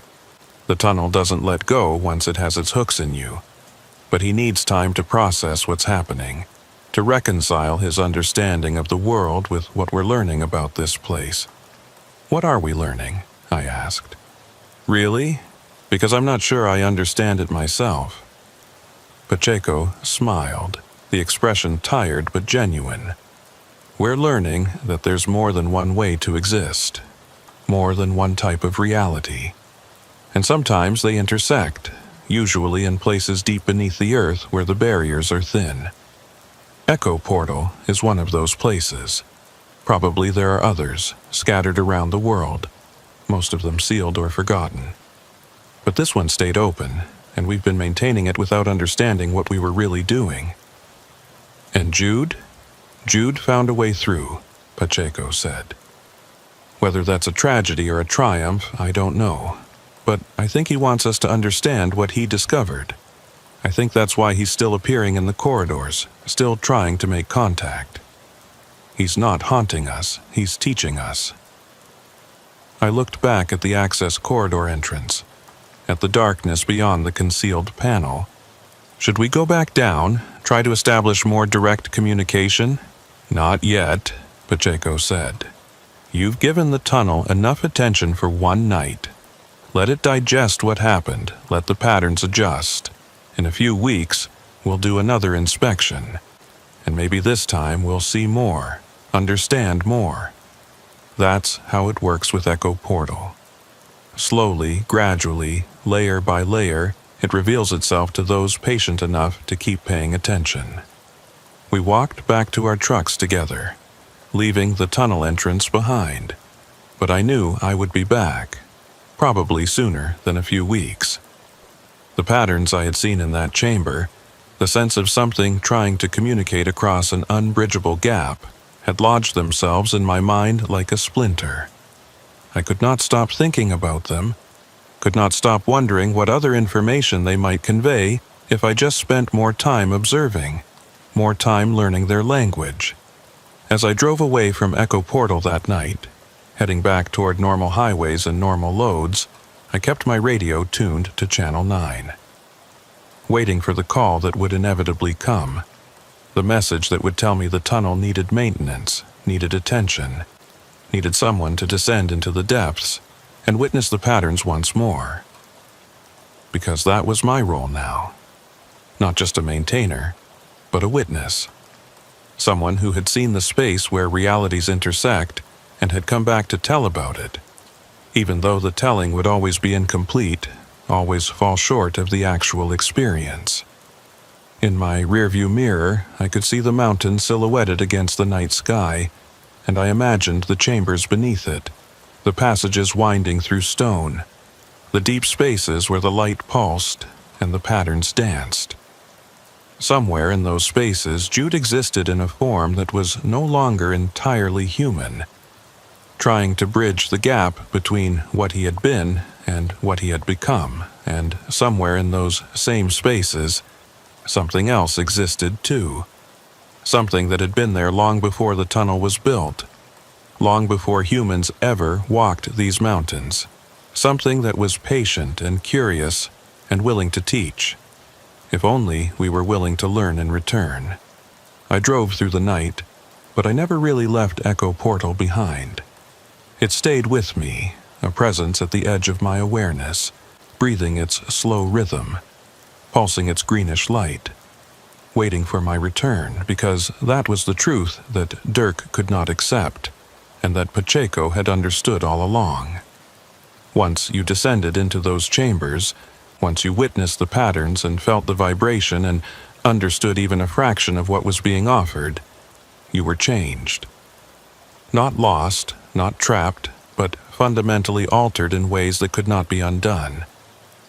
And sooner or later, you would answer the call to go back down, to learn more, to understand more, to eventually make the same choice that Jude had made, to step through the interface and become something new, something that existed in both realities at once, a bridge between the solid world and the pattern world. I did not know if I would make that choice. Not yet. But I knew I would have the opportunity, probably many times over the years ahead. And each time it would become a little harder to say no, a little more tempting to take that final step and see what existed on the other side. Echo Portal was not just a tunnel through a mountain. It was a question that the mountain itself was asking. And all of us who maintained it, who descended into its depths, who witnessed its patterns, we were all moving slowly, inevitably, toward the moment when we would finally answer that question with our own transformation. The road stretched ahead of me, dark and empty, and I drove on through the Colorado night, carrying the mountain's question with me, knowing that someday, perhaps soon, I would return with my answer.